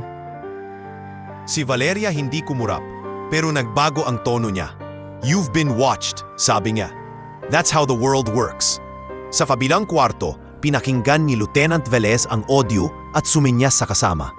May sapat na silang pangungusap, may implied influence, may threat, may pattern. Ngunit ang mas malaking pagyanig, dumating mula sa hindi inaasahang bibig, si Ivo Carandang. Sa mismong araw na iyon, bago pa man tuluyang matapos ang entrapment, dinala si Ivo sa hiwalay na interview room. Matapos siyang mailigtas ni Gael sa riot, unti-unti siyang bumigay sa bigat ng konsensya. Hindi siya simpleng napasok lang. May alam siya at ang takot niya ay hindi lang sa kulungan, kundi sa mga taong nasa labas. Sa harap ni Fiscal Talavera at Lieutenant Velez. Nanginginig si Ivo. Hawak ang basong tubig na parang lifeline. Sir, sabi ni Ivo, halos pabulong, hindi ko na kaya. Akala ko maliit lang to. Akala ko paperwork lang. Pero may listahan ako. Anong listahan? Tanong ni Fiscal Talavera. Mabigat ang boses. Listahan ng mga binabayaran. Sagot ni Ivo, napapapikit. May mga pangalan ng guard, may pangalan ng pulis, may pangalan ng tao sa pier para ayusin ang kaso ng mga sagabal, para mapalitan ang suspect, para mawala ang atensyon. Bakit mo yan hawak? Tanong ni Lieutenant Velez. Lumunok si Ivo. Kasi ako ang ginamit nilang runner. Sabi nila deliver lang. Wala akong alam. Pero nakita ko, may header sa papel, may pangalan ng company. Anong company? Tanong ni Fiscal Talavera. Humina si Ivo. Tapos binitiwan ng pangalan na parang bato. May letterhead, Monteverde Affiliate. At may pirma sa baba, Leandro Monteverde. Sa sandaling iyon, nagkatinginan si Lieutenant Velez at Fiscal Talavera. Hindi na ito simpleng he said, she said. May dokumento, may pangalan, may koneksyon. Sa loob ng private room, patuloy ang usapan ni Valeria at Gael. Pero ramdam ni Gael na may gumagalaw sa likod ng pinto, parang may hangin na nagbabago. Valeria, biglang sabi ni Atty. Solana, mas mahina, parang may natanggap na mensahe sa phone. We need to end this. Ngunit si Valeria ay hindi tumigil. Lumapit siya kay Gael, mata sa mata. Last chance, sabi niya. You can either be smart or you can be crushed. Tumitig si Gael pabalik at sa unang pagkakataon, hindi na takot ang nasa mata niya, kundi pagod at paninindigan. Ma'am, sabi niya, malinaw. Ang smart po, hindi pagbenta ng sarili. Ang smart po, ang pagharap sa totoo. Bago pa makasagot si Valeria, Bumukas ang pinto. Pumasok si Lieutenante Velez kasama si Fiscal Talavera at dalawang naka-plain clothes. Hindi sila sumigaw, hindi sila nagdrama. Pero ang presensya nila parang martilyong bumagsak sa mesa. Ma'am Valeria Monteverde, sabi ni Fiscal Talavera, mahinahon pero matalim. This conversation is now part of an official inquiry. You are advised to coordinate with counsel. Nanigas ang panga ni Valeria. Fiscal, this is harassment. Sumagot si Lieutenant Velez diretso. We have an affidavit, we have witnesses, and we have corroborating records, plus a new statement naming your affiliate. Sa unang beses, nabasag ang kontrol sa mukha ni Valeria. Hindi siya umiyak, hindi siya sumigaw, pero kumurap siya ng sunod-sunod. Parang may pader na biglang gumuho sa loob. Attorney Solana, malamig na sabi niya, handle this. Tumayo si Attorney Solana, pero halatang nanginginig sa galit na pigil. You are overstepping, sabi niya kay Fiscal Talavera. We will respond legally. Si Ramon Gatchalian, na kanina parang poste, ngayon ay parang asong handang umatake. Pero pinigilan siya ni Valeria sa isang tingin. Hindi dahil mabait siya, kundi dahil alam niyang mas masama ang lalabas kapag may ginawa silang marahas. Habang palabas sila ng kwarto, napansin ni Gael ang maliit na bagay na bihira niyang makita sa mayaman. Takot na hindi napapawi ng pera, ngunit hindi pa tapos ang laban. Pagbalik ni Gael sa selda, hindi siya sinalubong ng tagumpay. Sinalubong siya ng katahimikan ng block na parang may naghihintay na paghihiganti. Si Dino Braganza, mula sa malayo, nakangisi pa rin. Pero ngayon, ang ngiti niya ay hindi pangasar, pangako ng gulo. At sa labas ng kulungan, habang si Nina Calma ay naghahandang ilabas ang unang bahagi ng investigasyon tungkol sa Monteverde Logistics at nawawalang kargamento, alam ni Gael na ang pagbagsak ng maskara ay simula pa lang. Dahil kapag nabunyag ang lihim ng mga makapangyarihan, ang una nilang gagawin ay hindi humingi ng tawad, kundi patahimikin ang taong nagbukas ng bibig. Hindi laging may kasamang palakpak ang salitang paglaya. Minsan, ang paglaya ay parang pinto na bahagyang binuksan. Hindi ka pa makalabas, pero ramdam mong may hangin mula sa labas na unang beses tumama sa balat mo. Ganun ang nangyari kay Gael matapos ang entrapment at ang pagpasok ni na Lieutenant Carmina Velez at Fiscal Enrico Talavera sa usapan nila ni Valeria Monteverde. Nabunyag ang maskara, oo, pero ang kapalit, mas mabilis na gumalaw ang mga anino. Kinabukasan, imbes na sa workshop dalhin si Gael, dinala siya sa opisina ng warden.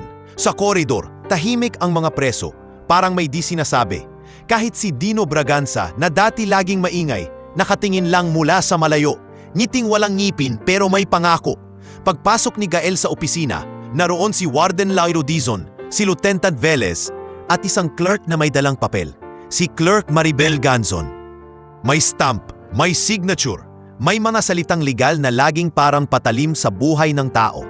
Navarro, sabi ni Warden Dizon, hindi na masyadong malamig ang boses pero halatang may bigat. May order na ililipat ka sa mas ligtas na detention habang inaayos ang kaso mo. Napakurap si Gael. Ililipat? Saan po? Protective custody. Sagot ni Lieutenant Velez. Temporary. It's not freedom yet, pero mas mahihirapan silang lapitan ka. Hindi alam ni Gael kung matutuwa o matatakot. Sa protective custody, mas ligtas ka sa suntok, pero mas mag-isa ka sa isip. Paano po si Berto? Tanong niya agad. Dahil iyon ang una niyang naisip. Sumagot si Clerk Maribel, tumingin sa papel. Nasa klinik pa rin si Berto Lacerna. Under observation. Umubo si Warden Dizon. Parang pinipigilan ng emosyon. We'll make sure he gets checked properly. Lumapit si Lieutenant Velez kay Gael. Mas mababa ang boses. Gael, may isang bagay. May nag-leak ng impormasyon ping nasaan ang kapatid mo. We've advised her to relocate temporarily. Sumikip ang dibdib ni Gael. Yana, may kasama siya, dagdag ni Lieutenant Velez. At may kausap siyang journalist. That helps. Pero it also paid sa target. Bago siya mailipat, binigyan si Gael ng ilang minutong visitation sa ilalim ng exceptional circumstances. Sa maliit na room, dumating si Ate Maria Sison. Mata niya pagod, pero mas matalim. Gael, Bungad ni Ate Mireya, inilapag ang folder. Good move yung affidavit at yung paghingi mo ng saksi. Without that, madali kang babaligtarin. Pero ate, sabi ni Gael, hindi mapakali. Paano po ang kaso ko? Makakalaya ba talaga ako? Huminga si Ate Mireya ng malalim. Hindi pa ngayon. Pero may lumabas ng reconsideration sa ilang ebidensya. May discrepancy sa CCTV timestamps at logbooks. Dahil sa audit, mas mahirap na nilang itulak ang kwento nilang ikaw ang kumuha. Napapikit si Gael, parang unang beses huminga. Salamat po. Huwag ka munang magpasalamat, sabi ni Attorney Mireya, seryoso. Dahil dito magsisimula ang tunay na laban. Kapag nahaharap na sila, gagamit sila ng ibang paraan, pananakot, character assassination at kung minsan, pagbaligtad ng mga witness. Si Ivo, tanong ni Gael. Nasa protective arrangement din, sagot ni Attorney Mireya. Pero kinakabahan ako para sa'yo at sa kapatid mo. Kaya makinig ka. Huwag kang magpapadala ng mensahe kahit kanino maliban sa amin, kay Sister Apollonia at sa designated officer. Lahat nakamonitor. Maalipas ang ilang oras, sinundo si Gael ng 2 gwardya na hindi niya kilala. Hindi si Guard Miko, hindi si Guard Efren. Ipinuwesto siya sa likod ng van, may rehas sa pagitan. Habang bumibiyahe, tinitingnan niya ang mga kalsadang matagal niyang hindi nakita. May mga tindahan, may mga batang tumatakbo, may mga taong nagmamadali sa trabaho. Normal na buhay na parang panaginip na hindi para sa kanya. Sa protective facility, mas tahimik. Mas malinis pero mas malamig. Parang pinutol ang ingay, pero pasama ring pinutol ang pakiramdam ng may kasama. Minsan, mas nakakatakot ang katahimikan dahil mas naririnig mo ang sariling isip. Pero may isa pang bagay na dumating. Isang maliit na piraso ng pag-asa na hindi galing sa mayaman o makapangyarihan, kundi sa ordinaryong tao. Ilang araw matapos mailipat si Gael, dumating si Sister Apollonia Reyes kasamang isang babae na may ID lanyard at simpleng polo. Miss Janelle Uson, coordinator ng isang NGO na tumutulong sa reintegrasyon ng detainees. Gael, sabi ni Sister Apollonia, nakangiting pagod pero buo. Ito si Janelle, siya ang tutulong sa'yo, hindi para umasa ka sa awa, kundi para maghanda ka sa pagbalik sa buhay. Nagulat si Gael, pero hindi pa po ako malaya. Hindi pa, sagot ni Miss Janelle. Diretso pero mabait. Pero we plan ahead. Kapag dumating ang pagkakataon, ayaw naming babalik ka sa pier na parang wala kang natutunan. Gusto naming may hawak kang skill certificate. May pathway ka. Tahimik si Gael, pero biglang may umangat na init sa dibdib. Hindi ito kalayaan, pero ito yung improvement na matagal niyang hindi naramdaman. Ang idea na may bukas. Samantala, sa klinik ng kulungan, si Berto Lacerna dinalaw ni Nurse Rhea Panganiban at ni Dr. Santi Velasco, isang doktor na partner ng NGO na dinala ni Sister Apollonia matapos magmakaawa sa mga kontak niya. Tulungan niyo po siya, sabi ni Sister Apollonia kay Dr. Santi. Hindi siya masamang tao. Sinuri ni Dr. Santi ang tagiliran ni Berto, pinakinggan ang paghinga. May fracture, sabi niya. Seryoso. At may old injury na lumala. Kailangan ng maayos na pain management at monitoring. Tumawa si Berto ng mahina. Mapait. Doc, dito minsan ang pain management, dasal lang. Sumagot si Dr. Santi, matigas pero mahinaon. Hindi ngayon, I'll file proper request. At kung kailangan, ilalapit namin sa oversight. Sa labas, gumalaw pa rin ang kwento. Si Mina Calma naglabas ng unang article. Hindi pa full expose, kundi teaser tungkol sa pattern ng nawawalang kargamento at sa mga kasong biglang lumuluwag kapag may donasyon. Hindi pa niya binanggit lahat ng pangalan, pero sapat para gumalaw ang publiko at magsimulang magtanong ang iba. At dahil doon, lalong uminit ang paligid ni Yana Navarro. Isang gabi, habang nasa bahay pa rin siya ni Mika, may tumawag mula sa unknown number. Hindi niya sinagot, pero may sumunod na text. Tumigil ka kung ayaw mong mawala. Nang mabasa ni Yana, nanlamig siya. Umupo siya sa sahig, parang nawalan ng lakas. Lumapit si Mika, hawak ang balikat niya. Yana, sabi ni Mika, tatawagan natin si Ate Nina at si Lieutenant Velez kung may kontak ka. Hindi tayo papatalo. Tumango si Yana, nanginginig. Kuya ko, wala na siyang magawa sa loob. Ako lang ang nasa labas. Habang ginagabi sa protective facility, nakaupo si Gael sa maliit na kama. Hawak ang papel na binigay ni Miss Janelle. Listahan ng training modules at mga contact. Sa tabi, may maliit na rosaryo na iniwan ni Sister Apollonia. Sa katahimikan, dumating ang isang opisyal para sa scheduled phone call. Ilang minuto lang, pero sapat. Nang marinig ni Gael ang boses ni Yana, parang may pader sa dibdib niyang nagbitak. Kuya, mahina ang boses ni Yana. Pinipigilan ng iyak. Okay ka ba? Oo, sagot ni Gael, pilit na matatag. Ikaw, nasaan ka? Ligtas ka ba? Ligtas sa ngayon, sagot ni Yana. Pero may nananakot. Ate Nina tumutulong at hinahanap pa rin namin si Nestor Alonzo.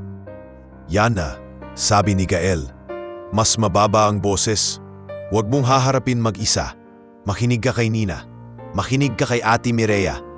At kung may makita kang kahit anong maliit na ebidensya, itago mo. Oo kuya, sagot ni Yana. Tapos huminga ng malalim. Kuya, proud ako sa'yo. Hindi ka nagpabili. Hindi nakasagot agad si Gael. Lumulunok siya ng bigat. Hindi ako bayani, sabi niya. Gusto ko lang umuwi ng hindi marumi. Natapos ang tawag.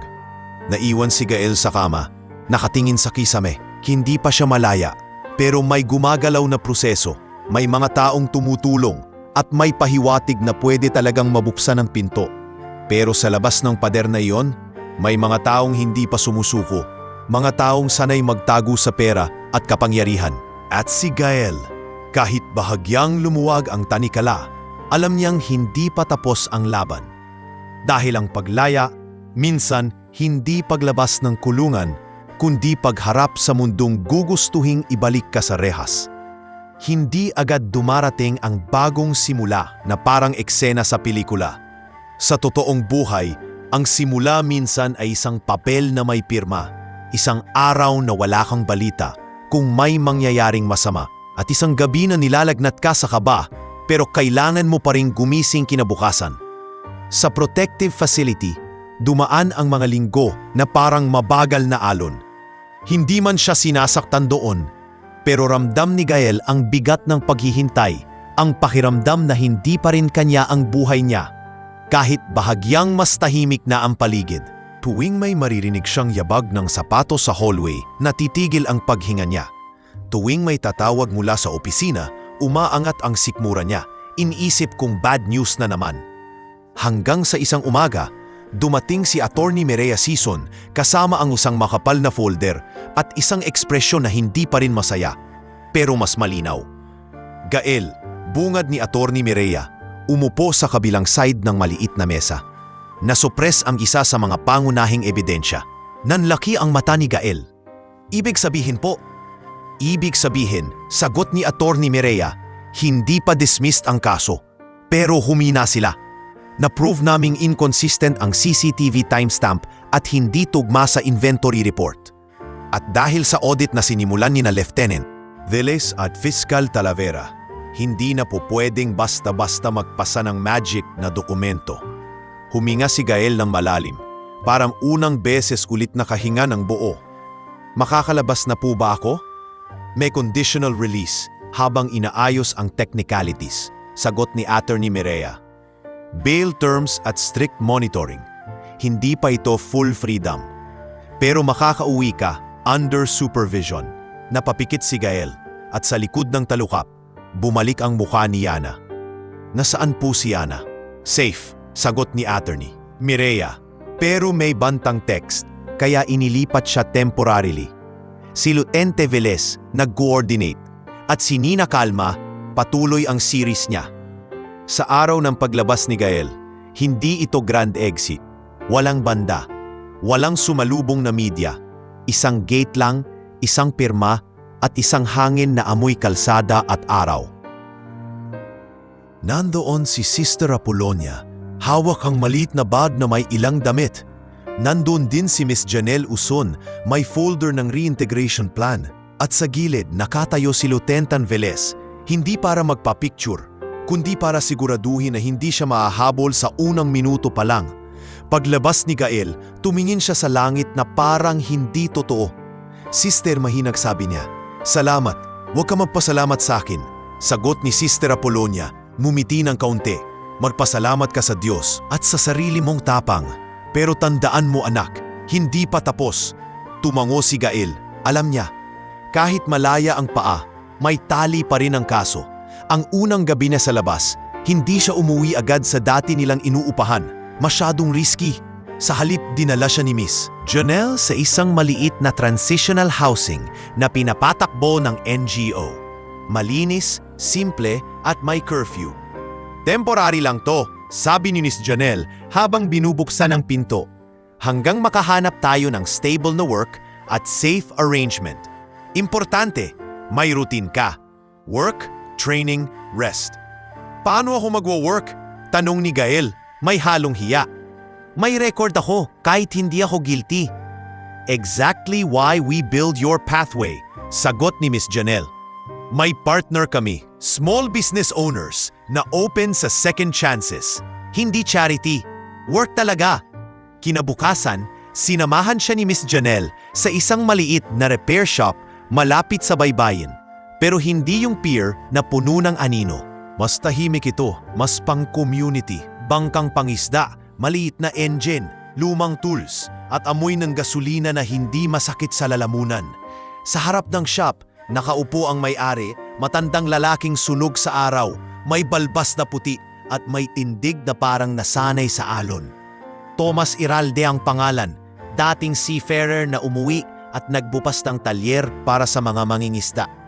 "Thomas," sabi ni Miss Janelle, "ito si Gael Navarro, mechanic, skilled, and he needs a chance." Kumingin si Thomas kay Gael mula ulo hanggang paa. Hindi mapanghusga, pero matalas. "Narinig ko na ang mga kwento," sabi ni Thomas, mababa ang boses. "Sa pier, mabilis kumalat ang chismis. Pero alam mo, mas mabilis kumalat ang kasinungalingan kaysa totoo." Hindi kumibo si Gael. Naghintay lang. Tinuro ni Tomas ang isang lumang makina sa gilid. "Ayusin mo yan. Kung gumana, bukas balik ka." Lumuhod si Gael. Binuksan ang casing. Sininghot ang amoy ng luma. At parang bumalik ang kamay niya sa pagiging sarili. Hindi siya nagmadali. Sinuri niya ang wiring. Pinalitan ang corroded connector. Milinis ang spark plug. At inayos ang fuel line. Makalipas ang isang oras, umandar ang makina. Hindi perpekto, pero buhay. Napangiti si Tomas ng bahagya, halos hindi halata. "Hindi kami nadali," sabi niya. "Oo," sagot ni Gael. Kapag minadali, nasisira. Tumingin si Tomas sa kanya, parang may nabasang pamilyar. "Bukas," sabi niya, "at huwag kang magpapalit." Sa labas ng shop, umupo si Gael sa bangketa. Hawak ang basong tubig na binigay ni Romy Abad, isang young helper sa talyer na madaldal pero mabait. "Kuya Gael," sabi ni Romy, "totoo ba yung galing kakulungan?" Hindi na iwasan ni Gael tumawa ng mahina. "Oo, grabe," sabi ni Romy, pero walang pangungutya. Bakit ka nandito?" "Para magsimula ulit," sagot ni Gael. Tumango si Romy. "Simple. Okay lang yan. Dito basta marunong ka magtrabaho. Okay." Sa kabilang banda ng buhay ni Gael, umuusad din si Yana. Matapos ang ilang linggong pagtatago, nagbalik siya sa pag-aaral, pero hindi pa rin siya pinabalik sa lumang tirahan. Sa halip, nakitira muna siya sa isang maliit na apartment sa ibabaw ng bakery ni Luz Viminda Mimi Paredes, isang babae na may malakas na tawa at malambot na puso na nag-alok ng trabaho kay Yana sa gabi. "Anak," sabi ni Mimi habang inaabot ang tray ng pandesal, "hindi kita tatanungin kung anong detalye. Basta alam ko may pinagdadaanan ka. Dito trabaho lang, tapos uwi. Safe." "Salamat po," sabi ni Yana, nangingilid ang luha. "Kailangan ko po talaga ng safe." Sa pagitan ng trabaho at pag-aaral, patuloy na nakikipag-ugnayan si Yana kay Nina Calma.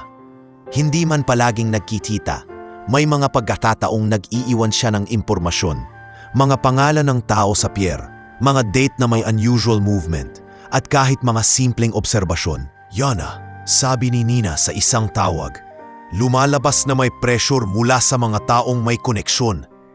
Pero dahil public na ang story, mas mahirap na nilang patahimikin tayo quietly. Still, careful. Hinahanap pa rin namin si Nestor Alonzo, sagot ni Yana. Parang naglaho. Normal, sagot ni Nina. Kapag may tunay na witness, either tinatakot o pinapalis. Pero may paraan. Hahanapin natin sa ibang angle. Sa gabi, matapos ang unang araw niya sa shop, umuwi si Gael sa transitional housing. Pagod ang katawan, pero kakaiba ang gaan sa dibdib. Humiga siya sa kama at sa unang pagkakataon sa mahabang panahon, hindi rehas ang una niyang naisip, kundi trabaho, routine at posibilidad. Ngunit hindi ibig sabihin nito tapos na ang panganib. Isang araw, habang pauwi siya mula sa shop, may napansin siyang motor na tila sumusunod sa kanya. Hindi sobrang lantad, pero paulit-ulit lumilitaw sa likod. Pagdating niya sa corner, huminto rin ang motor, kunwari nag-aayos ng helmet. Naramdaman ni Gael ang lamig sa batok. Hindi ito paranoia. Ito ang realidad kapag may mga taong gusto kang tahimik. Kinabukasan, sinabi niya ito kay Lieutenant Velez sa scheduled check-in. May sumusunod sa akin. Diretsyong sabi ni Gael. Hindi nagulat si Lieutenant Velez. Expected, don't confront, document patterns, time, place, and keep your routine but with safety measures. Gusto ko lang po mabuhay ng normal, sabi ni Gael, pagod ang boses. Sumagot si Lieutenant Velez, diretsyo. Normal is earned, Gael, and you're earning it. Sa mga sumunod na buwan, unti-unting bumalik ang lakas ni Gael, hindi lang sa kamay kundi sa loob. Nagkaroon siya ng maliit na ipon. Naging regular siya sa shop. Naging mas maayos ang pag-aaral ni Yana. At kahit hindi pa tapos ang kaso, may mga araw na parang sumisilip ang liwanag. Hindi na sila bumabalik sa mismong pangyayari sa alok ni Valeria dahil lampas na sila doon. Ang kwento ngayon ay tungkol sa pag-angat mula sa pagkakadapa. Papanong bumangon ang taong sinubukang bilhin, sinubukang ikulong, sinubukang patahimikin, pero piniling magtrabaho, magtiis at magpatuloy. At sa bawat umandar na makina sa shop ni Tomas Iralde, parang may maliit na patunay si Gael sa sarili. Hindi siya ang kasalanan ng sistema. Siya ang taong pinili pa ring maging totoo, kahit mahal ang kapalit. Kung may natutunan si Gael mula nang lumabas siya, ito yon. Ang tunay na alaban, hindi laging may baril o maskara. Minsan, ang kalaban ay tahimik, isang motor na sumusunod, isang text na walang pangalan, isang kapitbahay na biglang nagbubulungan. At kapag ganun, hindi sapat ang tapang lang.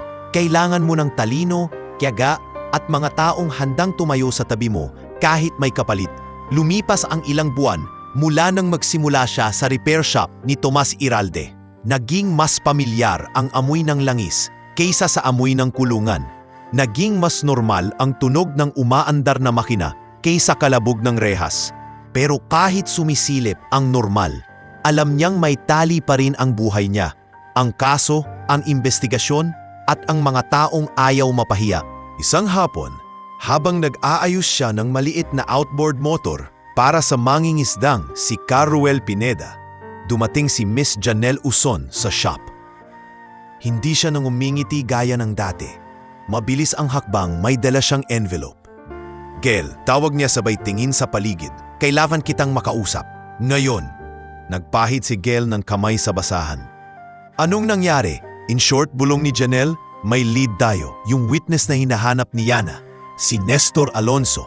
May nagparamdam, pero takot. At ayaw niyang lumapit sa pulis kung walang assurance. Biglang bumigat ang hangin. Nasaan siya? Tanong ni Gel. Hindi na napigilan ang kada. Hindi pa exact, sagot ni Janelle. Pero may kontak si Nina Calma. May middle person na nagbigay ng info. May lalaking nagtatago sa isang lumang boarding house malapit sa palengke. Parang tumutugma sa description. At gusto niyang kausapin. Hindi ikaw directly, kundi si Sister Apolonia at si Lieutenant Velez. Napatingin si Gael sa kalsada. Parang hinahanap ang motor na sumusunod. Delikado. Delikado talaga, sagot ni Janelle. Pero kung siya ang missing piece, ito ang magpapabilis sa paglilinis ng pangalan mo at sa pagbagsak ng mga nasa likod. Kinagabihan, nag-meeting sila sa isang maliit na function room sa likod ng simbahan kung saan madalas mag-volunteer si Sister Apollonia. Nandoon si Nina Calma, may laptop at recorder. Nandoon si Lieutenant Carmina Velez, naka-plain clothes. Nandoon si Sister Apollonia, hawak ang rosary, at dumating din si Yana. Mas payat kaysa dati pero mas matigas ang tingin. Pagpasok ni Gael, agad siyang nilapitan ni Yana. Hindi siya umiyak ngayon. Parang ubos na ang luha at ang natira ay lakas. Kuya, bulong ni Yana, mahigpit ang yakap. May lead na tayo.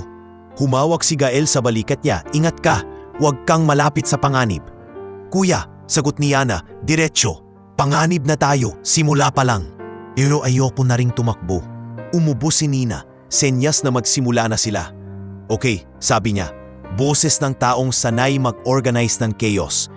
Ito ang deal. Nestor is willing to talk, but only in a controlled setting. He's paranoid, rightfully. May 2 beses na raw siyang sinundan. Sumingit si Lieutenant Velez. We'll do a safe extraction. Hindi siya pupunta sa presinto. Kami ang lalapit, pero may protocol. Kailangan natin ng neutral witness din. Sister, can you do that? Tumango si Sister Apollonia. Kung ang kapalit ay katotohanan at kaligtasan, nandito ako. Tapos, dagdag ni Nina. Once he speaks on record, we publish the next part. Pero hindi namin ilalabas ang exact location. Protection. Napatingin si Gael kay Lieutenant Velez. Paano kung bitag? Aware kami, sagot ni Lieutenant Velez. Kaya layered ang security. At may isa pa akong gustong itanong. Gael, yung motor na sinusunod ka, nakita mo ulit? 2 beses, sagot ni Gael. Same kulay, same helmet, lagi sa mga corner. Tumango si Lieutenant Velez. Parang may sinulat sa isip. Good, that means they're still watching. We move fast. Kinabukasan ng madaling araw, bago pa gumising ang karamihan, sumama si Lieutenant Velez at 2 operatives na hindi nagpakilala ng pangalan. Simple lang, Agent Paredes at Agent Cajocom, parehong tahimik at mabilis. Kasama rin si Sister Apollonia at si Nina, hindi para sa drama, kundi para sa documentation protocols. Habang si Gael at Yana, pinaupo muna sa hiwalay na sasakyan sa malayo. Hindi sila dapat makita agad. Sa lumang boarding house, amoy sabon at lumang kahoy.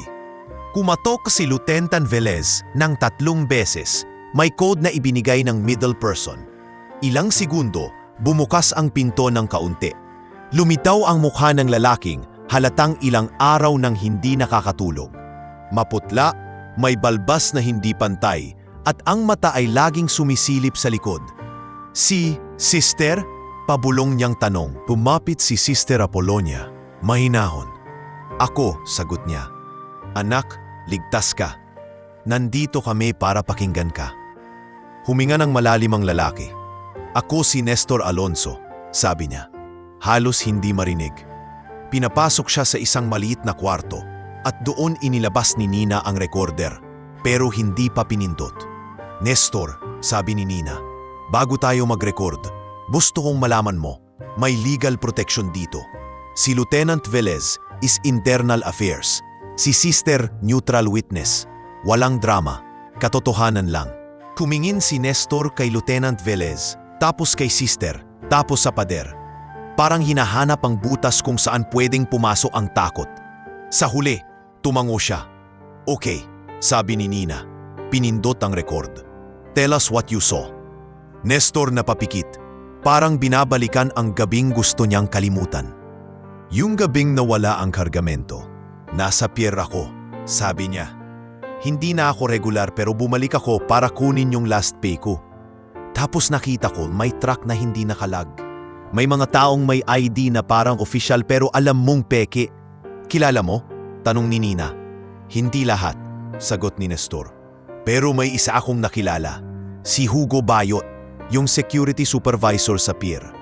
Siya yung sumisigaw sa mga tao na bilisan, bilisan, at may kasama siyang fixer. Narinig ko yung tawag nila, Sphinx. Nanigas si Gael sa loob ng sasakyan sa malayo, kahit hindi siya naroon sa kwarto. Parang narinig niya mismo ang pangalan. Nagpatuloy si Nestor, nanginginig ang kamay. Nakita ko rin, may lalaki na nakasuot ng jacket. Tumingin sa paligid, tapos may binulong kay Sphinx. Narinig ko yung apelyido na sinabi ng isa sa kanila, Monteverde. Hindi ko alam kung sino, pero yun ang narinig ko. Sumingit si Lieutenant Velez, maingat. Nestor, do you know who that man was? Umiling si Nestor. Hindi ko nakita ang muka. Pero may dala siyang folder. At yung folder, may logo. Parang sa foundation. Parang charity. Pero alam mong hindi charity yung gabing yon. Tahimik si Nina, pero mabilis ang utak. So you witnessed unauthorized truck movement, presence of peer security, fixer Sphinx, and mention of Monteverde? Buod niya, para malinaw sa record. Oo, sagot ni Nestor. Napapaluha. At may mas masama pa. Sabihin mo, mahinang sabi ni Sister Apollonia. Parang inaakay siya. Pagkatapos sabi ni Nestor, may nakita akong tao na nakasuot ng hoodie, nilapitan ni Hugo Bayot. Inigyan niya ng cap. Parang pinapasuot para sa CCTV. Para magmukhang ibang tao. Napatingin si Nestor kay Nina. At sa height at katawan, hindi yun si Gael. Mas payat, mas maliit. Pero ang footage, pwedeng magmukhang si Gael kung gusto nilang ipilit. Parang sinuntok ang dibdib ni Gael kahit malayo. Lahat ng kutob niya, nagiging linya na sa record. Bakit na yung kalang nagsalita? Tanong ni Nina, hindi mapanghusga, pero kailangan. Napayuko si Nestor. Kasi, hinabol nila ako. Sinabihan akong manahimik. May pumunta sa boarding house ko noon. May nag-abot ng pera. Tapos, may nag-abot ng babala. Tinakot nila pati anak ko. Kaya naglaho ako. Nasaan ang anak mo? Tanong ni Lieutenant Velez, seryoso. Nasa probinsya, sa kapatid ko, sagot ni Nestor. Tinago ko. Tumango si Lieutenant Velez. We can provide protection. Pero kailangan mo ring mag-cooperate further. We'll formalize your statement. Sa labas ng boarding house, may biglang huminto na motor. Isang sadlit lang pero sapat para kumabog ang dibdib ng lahat. Napatigil ang paghinga ni Nina. Si Agent Paredes mabilis lumapit sa bintana, sumilip. May rider, bulong niya. Nakatigil. Hindi naghintay si Lieutenant Velez. Extraction, utos niya, maiksi. Sa loob ng ilang minuto, pinasakay nila si Nestor sa sasakyan. Pinasuot ng cap. Tinakpan ang muka para hindi makilala. Si Sister Apollonia sumabay. Hawak ang kamay ni Nestor na nanininig. Pagdating sa safe location, doon na sa wakas nagkita si Gael at Nestor. Hindi sa dramatikong yakapan, kundi sa pahimik na tinginan ng dalawang taong pareho ng sinubukang patahimikin. Pasensya ka, unang sabi ni Nestor paos. Natakot ako. Umiling si Gael, pinipigilan ang sariling emosyon.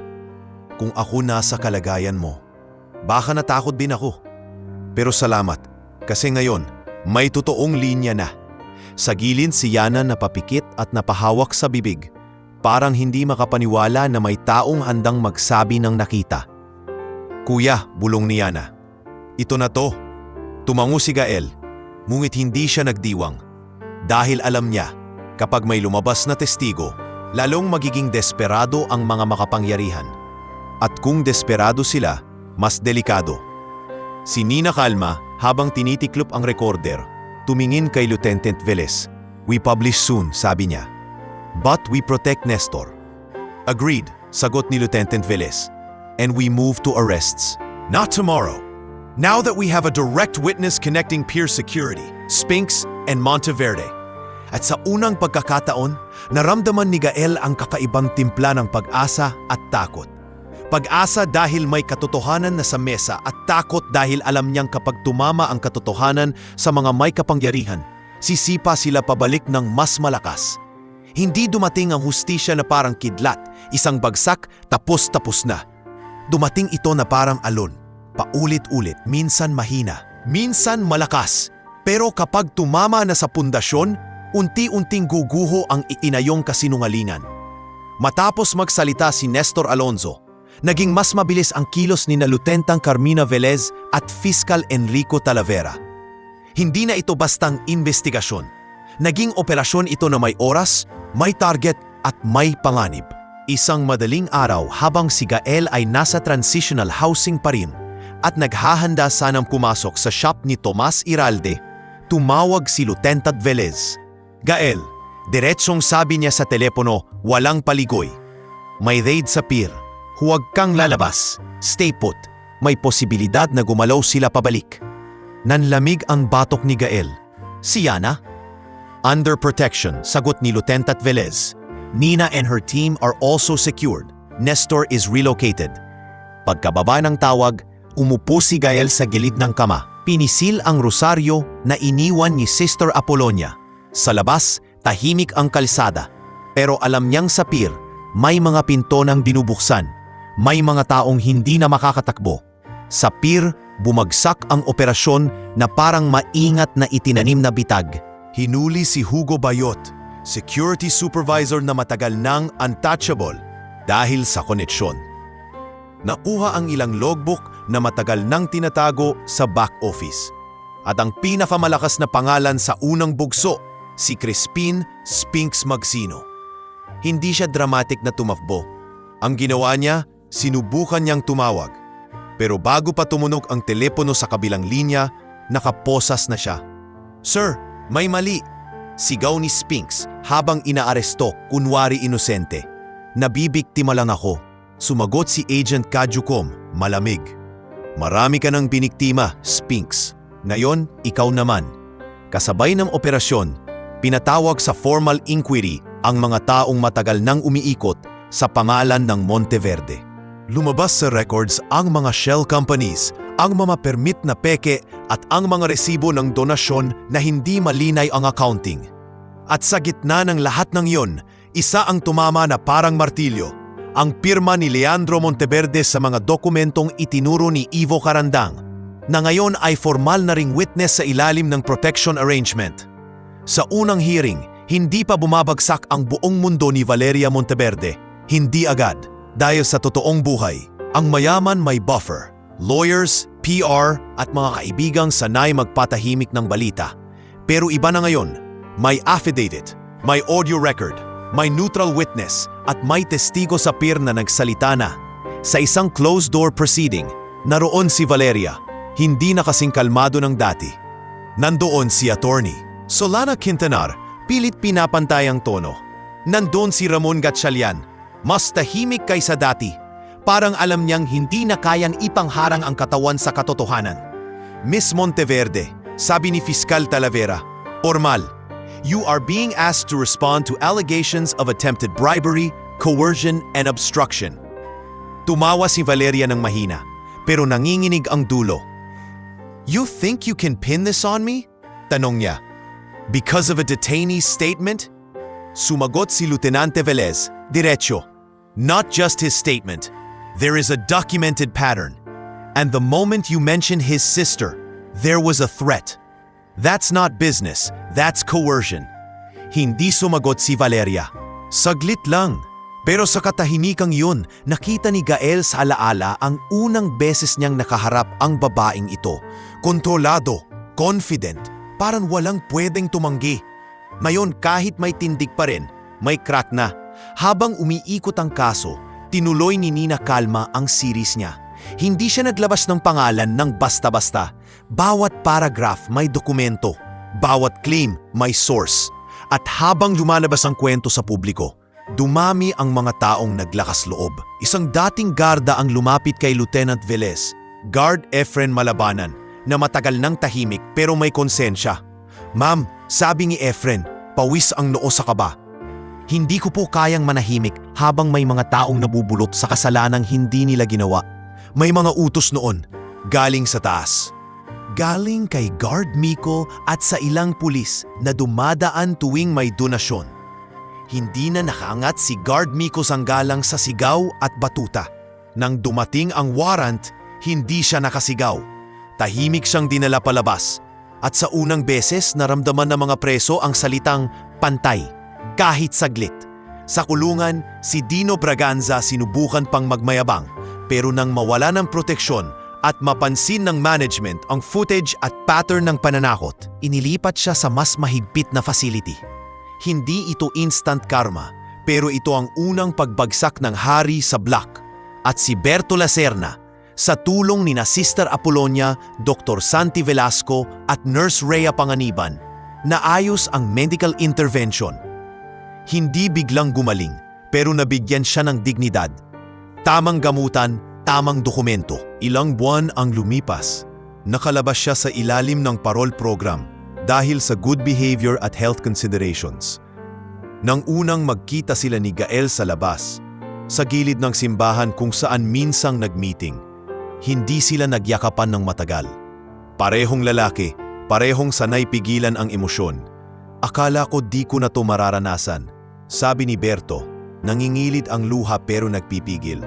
Hindi pa rin madali, sagot ni Gael. Pero nandito ka na, Kuya Berto. Salamat. Sabi ni Berto, tapos tumingin kay Sister Apolonia. Salamat sa hindi paglimot. Ngumiti ang madre, simple.